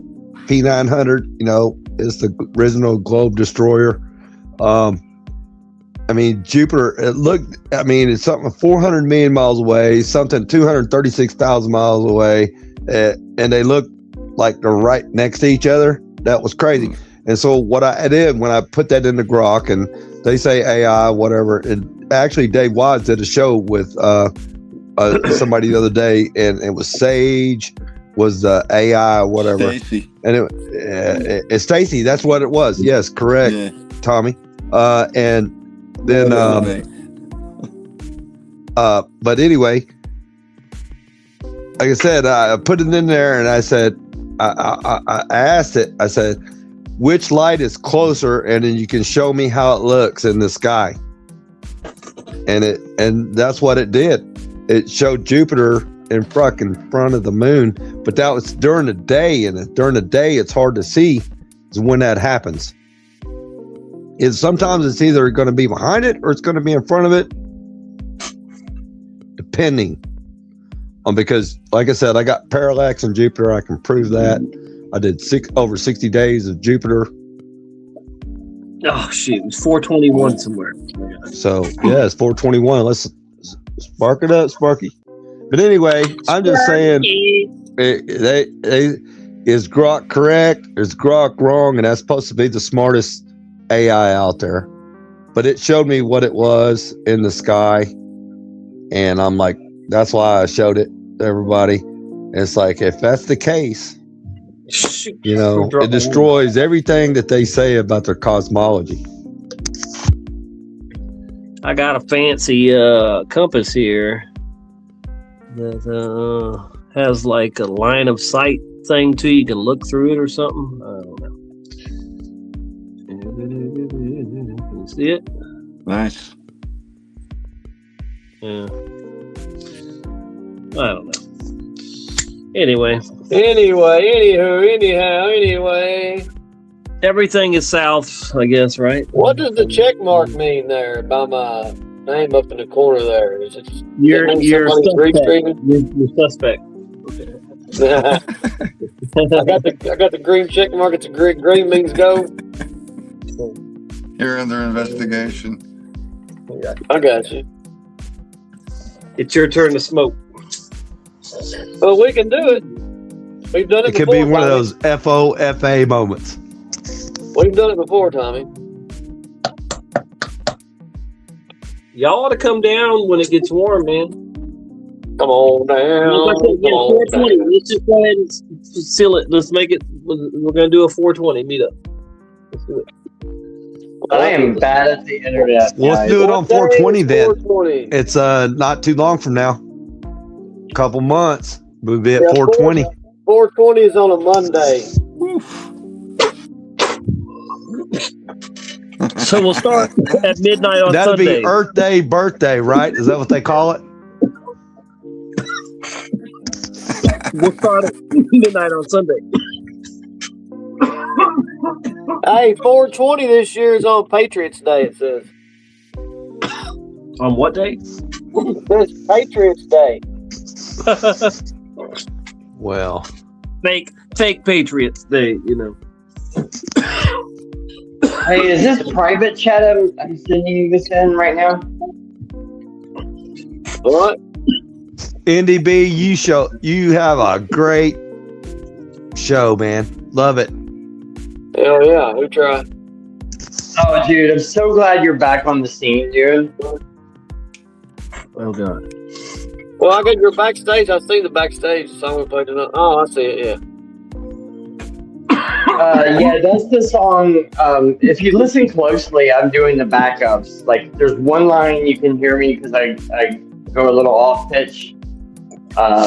And the part you can hear me very clearly on is everything in the verses that my singer says. I whisper right after, like I call back everything. But I wrote it about my fear. My wife was pregnant with my first kid, and my fear that, you know, that's right around the time people weren't making it back home from tour, like right when everything was cut in fentanyl. It was a nightmare time in my life. We lost everybody. I was really close with you don't know his name, but the singer Drowning Pool, a lot of crew guys, my best friend and my drum tech, the guy that tuned my drums. I lost him. Like at that time, like it was just a gamble. Where's Drowning Pool from? Dallas, I believe. Yeah, that's right. You know what? I seen To the window, to the wall, till the sweat drops down my balls. Until all these bitches crawl. Ah, skeet, skeet, goddamn. Getting crunk in the club she's working. I like to see them females twerking.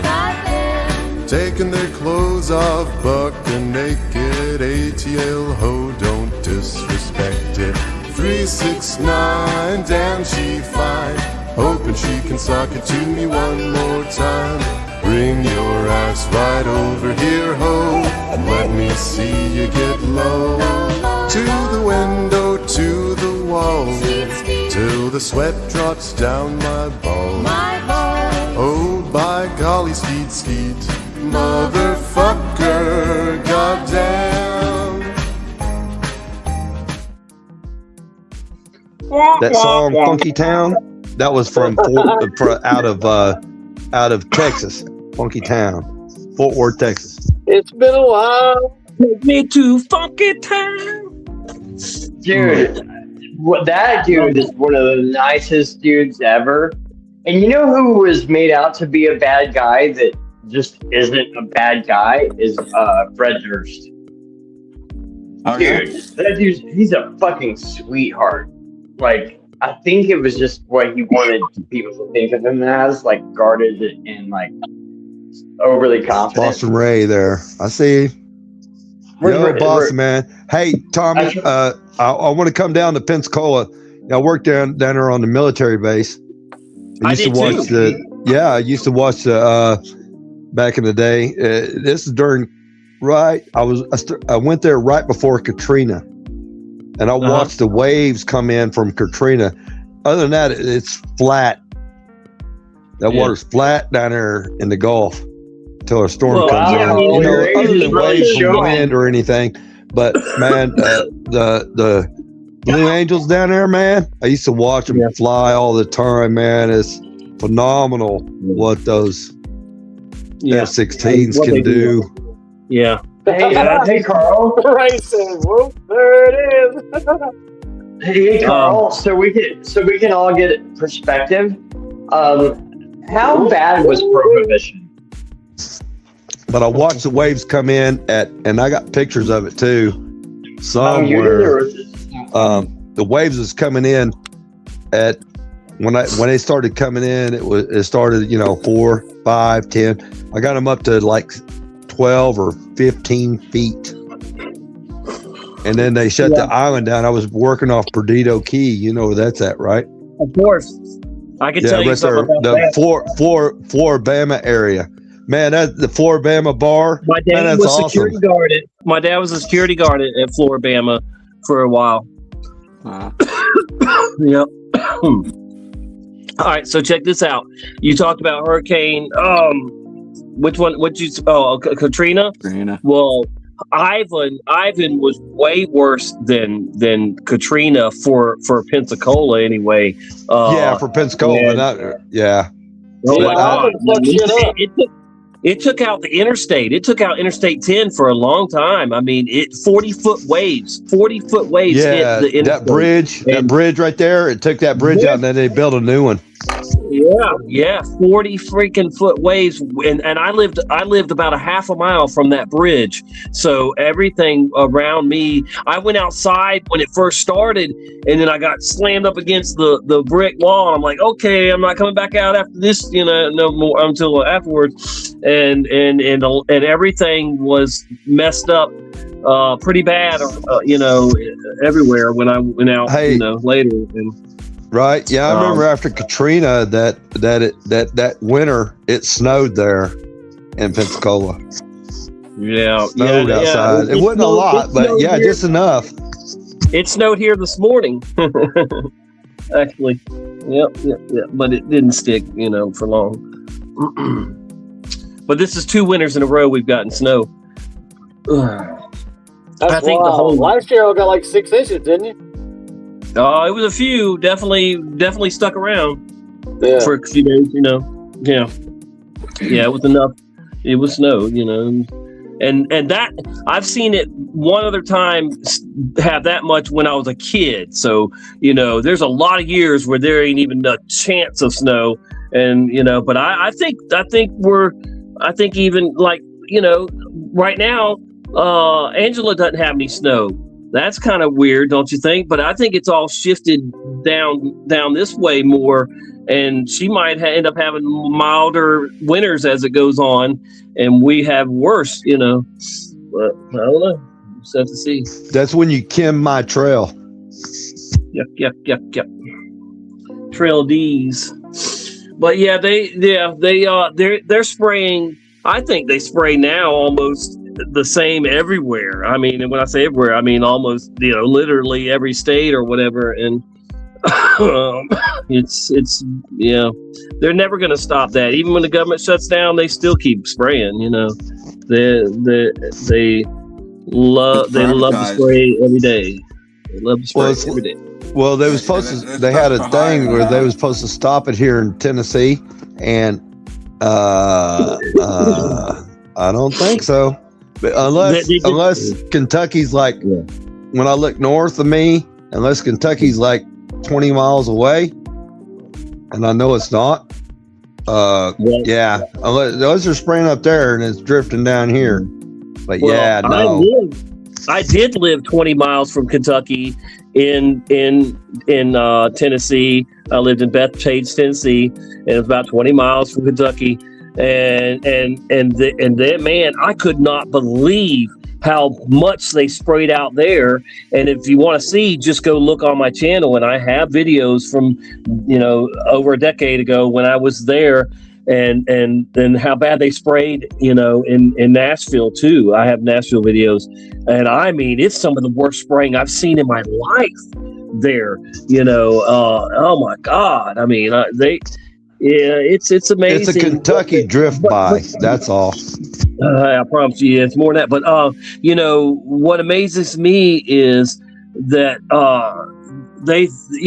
what they're doing is they're just trying to satisfy the people with a law saying that they can't do it over Tennessee and now Florida says the same thing. They're not allowed, to spray, but they're in international freaking air. So what it is they can't spray real low.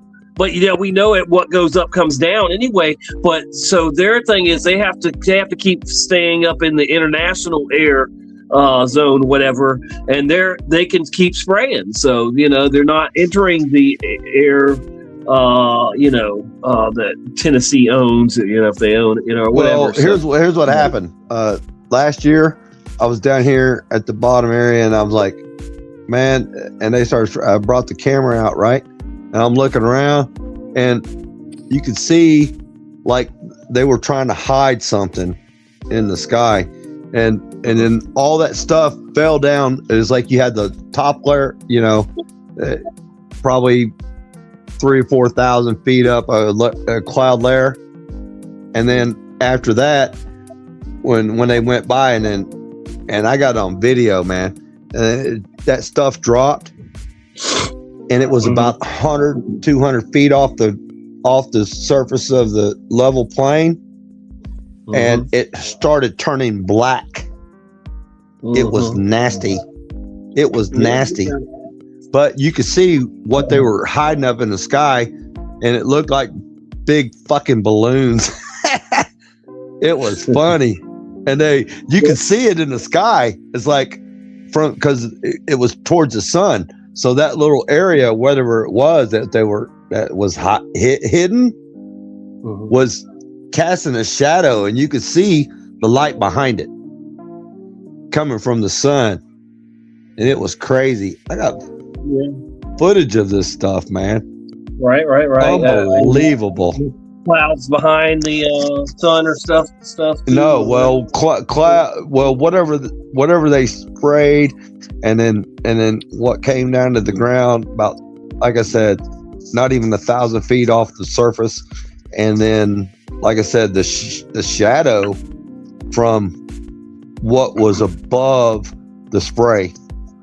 You could clearly see it looked like a big fucking balloon. And there was like 6 or 7 of them that went through the sky. I got video of this. It's crazy.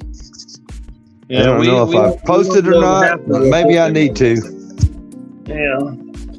Yeah. The chemtrail agenda is huge, and they use it for so many different reasons, and of course as a weapon too. And I do think that they have different cocktails for different areas too. Doesn't that make sense? That we've even heard of them putting mood altering drugs in these things. So yeah, they're playing God, and it's disgusting that we've put up with this for decades. I started watching in the 90s, but I remember Carla Red Pill. She remembered them from the late 70s, 80s, and I mean, and they did start out, probably around them times. Who knows, maybe in the 60s or whatever. But they ramped it up as the decades went on. More and more tankers, and it's not the freaking airliners you fly on to, Delta and all that.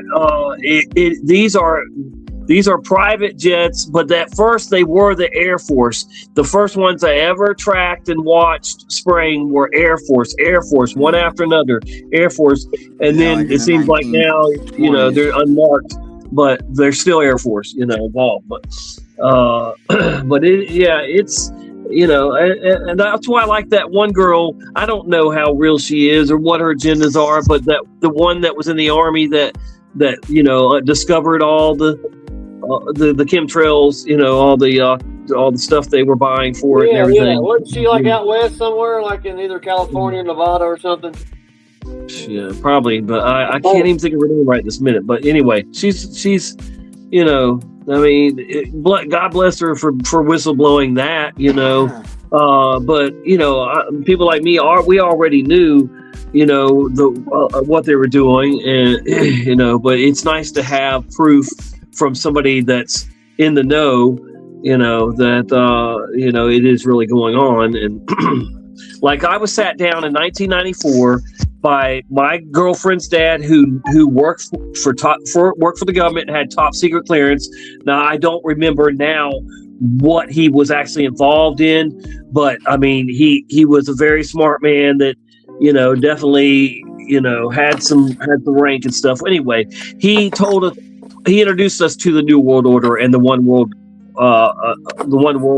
agenda, and we sat there for hours.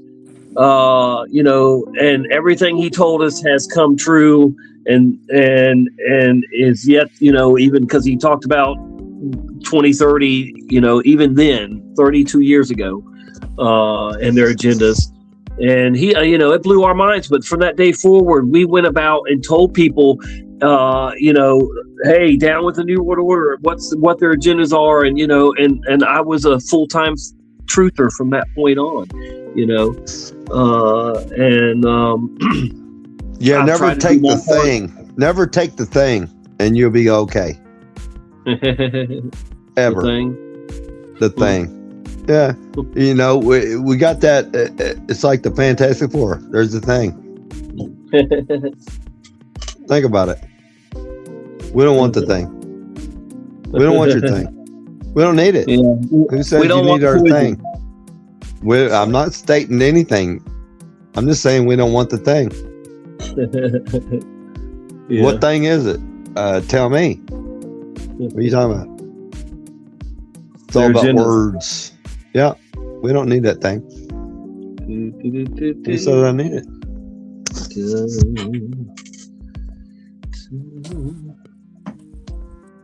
Yep. Where are you, NDB?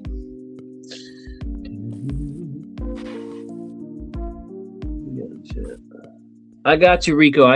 I'll get your email. Y'all see my avatar right there, right?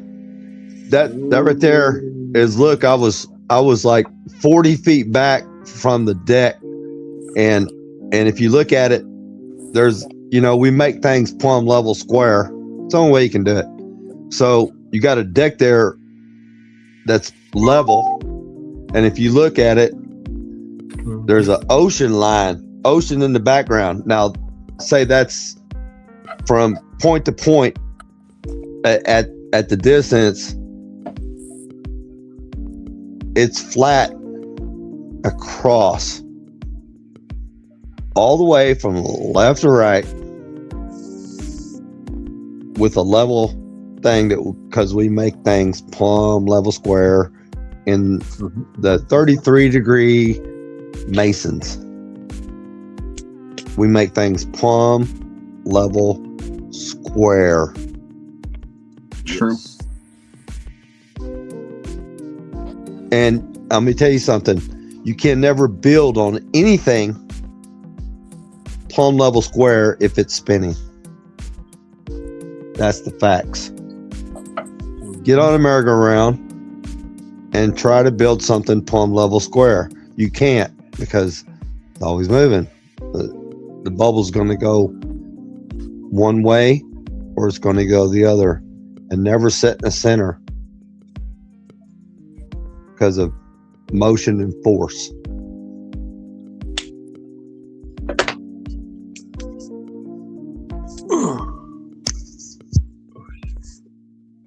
It changes twice a year. That would be catastrophic. The thing is the vast, she says, the and I believe you were talking about Dawn the Sixth. I'm not reading the chat, so I'm just talking to y'all.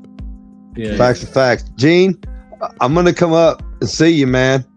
You got my number.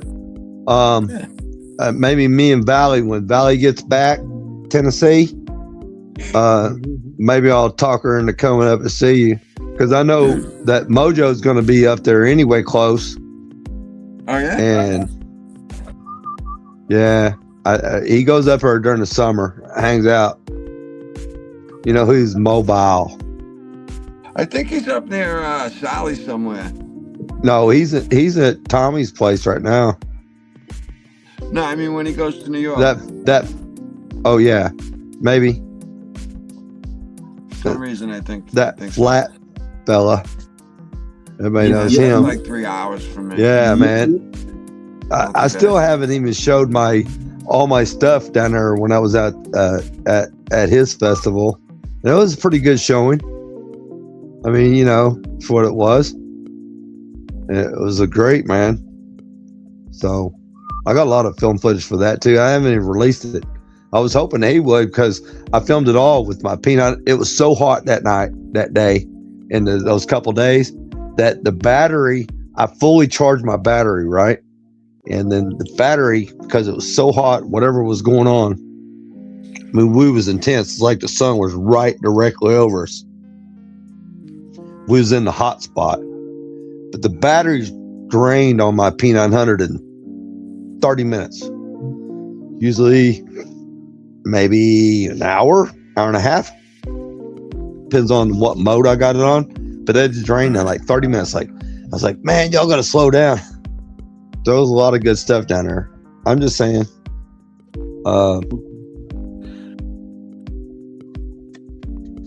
I'll shut up. Somebody's gotta talk. Where did we lose NDB to? Well, maybe he had to go. Oh, he's around. Take care of his thing. Oh, he's back. We got a stranger ranger in the chat. I don't know who that is. It says Rangers. Well, 166 AD. Well, when do they come in? Okay, we got an infiltrator. Ask him if he thinks the Earth is flat, and if he can't answer that, then ask him about water. If he can't answer that, then kick him. Oh, he said, "I'm waiting for people to take the Noahide laws seriously, but you know they even exist." Yeah, lots of people won't even know what the fuck kind of hide. No, yeah, we know about the no-hide laws. Yeah, I know, but he's expecting too much out of the general slaves. Hey, buddy, the regular slave doesn't have a clue about Noahide laws or any fucking laws as far as that goes. Yeah, men don't make laws. Read your Blackstone's commentary, sir. Yeah, I know. It says men don't make laws. Men cannot write laws for another man, ever. Long as there's no harm, loss, or injury, there's no crime permitted. Nope.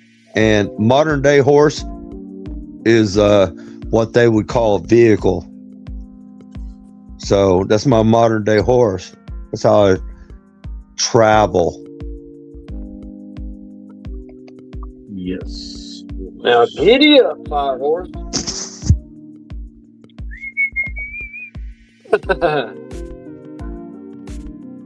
Boys, it was a good time. I think I'm gonna shut her down here. It's getting late anyway on the East Coast. Thank you very much for having us. NDB, no despair bear. It's good hanging out. Love you, man. I can't wait to do another moon video with you, like we did before last time. Yep. There's a And blood I haven't moon seen you in a coming while. Blood moon coming up. I know. We need to get together on a full moon or something. Like have full moon meetup or something. Well, you know what we should do is they got the eclipse coming up. Yeah. Blood moon. Let's do an eclipse thing. Rico's close. I'll go pick up Rico. Check this out. I'll go pick up Rico, and then we can come to your house, We should go NDB, to Lookout Mountain or we can go to wherever you want to. I don't give a fuck. We can go up here wherever. Need to go to a high vantage point so we can see it good. The high, well, you know, they say the highest vantage point's right here, actually it's in North Kakalaki, and the Tennessee border. Yeah. So we could do that, but you know what? They're not going to let us stay there because park rules says you got to fucking get out. Not if we're praying. If we tell them if we're praying, they can't make us leave or pay to get in. You know. Okay, well, you can go up there and we'll use our trump card. We'll pull NDB Bear out. I don't think Trump's gonna save you. I don't have no cards. Worth a shot. I got baseball cards. It'll be better than that. Murphy, North Carolina, Murphy Mountain. Yeah, whatever. It don't matter. We can do that. It's coming up. They said 222 is what I heard, but now they changed it to. And I think I got a screenshot of that. 3-3 something. 3-3. So they changed it by a month. Actually, because somewhere I read it was 2026. And I'm going to be out there. I'm going to be looking just to see. Because, like I said, I wouldn't bring it up to you, man, if I didn't read about it somewhere. It was like, it was blowing my brain cell. And then all of a sudden, then I looked it up the next time. It's like, it's changed. Why is it a month different now? Because there's that 13th month that we're missing. Yeah. Yeah. 13 moons, right? Yep. Oh, there's my glasses. Okay.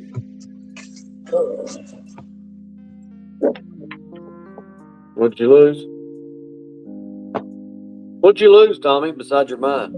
Yeah, I was looking for my glasses. My grandmother died on February 22nd. So 2/22. Yeah, I heard you talk about that before, man. You know, when my aunt just died, my brother passed away. Well, he didn't die or pass away. I could say something different, but I don't want to interfere with anybody's agenda. And yeah, it's crazy. 222's followed me around for forever. That's like my, if I have a lucky number or whatever, or if I have a number attached to me, it's 222. Yeah. Oh, a lot of ways. Hey, don't make Rico fucking twist your arm, Tommy. What? I'm happy to go on there if I'm kid free. I mean, Braylon doesn't like when I'm live. So he just throws a fit, or he'll he interrupts it on purpose, and it's not I mean, I love him. I just it makes it hard, so I don't do it. I just don't go live, I know. unless Yeah, I know the unless I feeling. have a babysitter or something, or he's asleep, but Yeah. But yeah. He wants my attention, and I can't give it to him, fully, if I'm live. Exactly. Like I said, I met Rico, been with him at Founded Earth Brothers. You know who those guys are? Yep. I've been there. I've been there, done that. But then it was funny because he thought we was off air, and he's like, "Oh, you can't come back." It's like, because I told him that I was 20 when me and Mark Sargent was right there. I was only 20 behind Mark Sargent, and that's the facts. Damn. I got a screenshot of that. They don't want me to produce it, but I stated it, and I'm just saying that. And then he said, and you heard him, y'all heard him. He's like, "Well, we don't need you back, but you have this guy on time after time, but we don't need anybody else. But they don't need me on." And I'm gonna, like I said, man, I'm giving it the Valley. Oh, I can't wait. I told her I'm gonna tell her to record the phone call. It's gonna be funny. It's gonna be funny. Yeah. But much love, everybody. Indy B, thank you for having me on, brother. Yeah, I'll see you next time. Gene, love you, man. Right, and we can only deal with the truth, brother. It is as is. And like I told you about earlier, with Vika, he's lost people because you left, or not as many views. And he lost a great man. Thanks, bro. I appreciate it, man. That's all I'm stating, brother. That's how we because met, the bro. truth So hurts. A lot of good stuff came out of that show for me, man. Yes, sir. The truth hurts, and I'm sorry that a lot of people didn't go because of Mark Sargent, and David Wise wasn't there in Arizona. The International Truth Expo was awesome, and the people didn't go there, boycotted. And I know some people couldn't come, but I know a lot of people boycotted because of certain things, and it really sucks. It really sucks. And Tommy, man, go on into Texas on vacation, leave on probation. It sucks, bro. It's messed my travel plans. That's a saying, and my friend told me that a long time ago, like 30 years ago. So, they say but man, I hope that you get everything fixed with your situation. But men don't make laws, and like I said, Jordan burned corporate fiction. That's some bullshit. I know that. But yeah, just and you'll learn that the truth, man, and you can get out of your stuff, maybe because of certain situations. I mean, I thought I don't see how it's legal for my lawyer, who I hired, to just hand over my case to not somebody that's qualified for my case, So I mean, that right. Look at the word torn. Yeah, and let me tell you, you never hire an attorney to ever show the truth, because you know what? They have no truth. You was there. Right. Remember that. Always remember that. Get this out. Today's show. Oh, go ahead. Today's show is sponsored by FAFO Schwartz. That's FAFO Schwartz, the fuck around and find out company. Due to our contractual obligation to FAFO Schwartz, we have to play a short commercial, or they'll come and break our legs.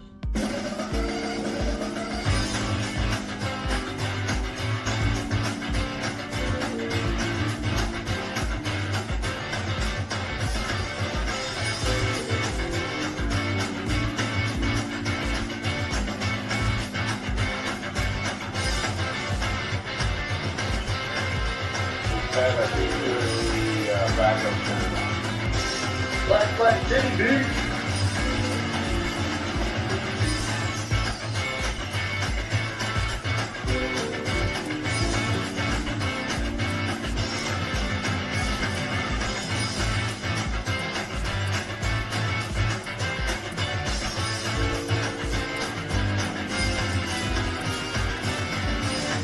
How you doing, buddy? When you load your stuff, carry my guy, flour, Rico.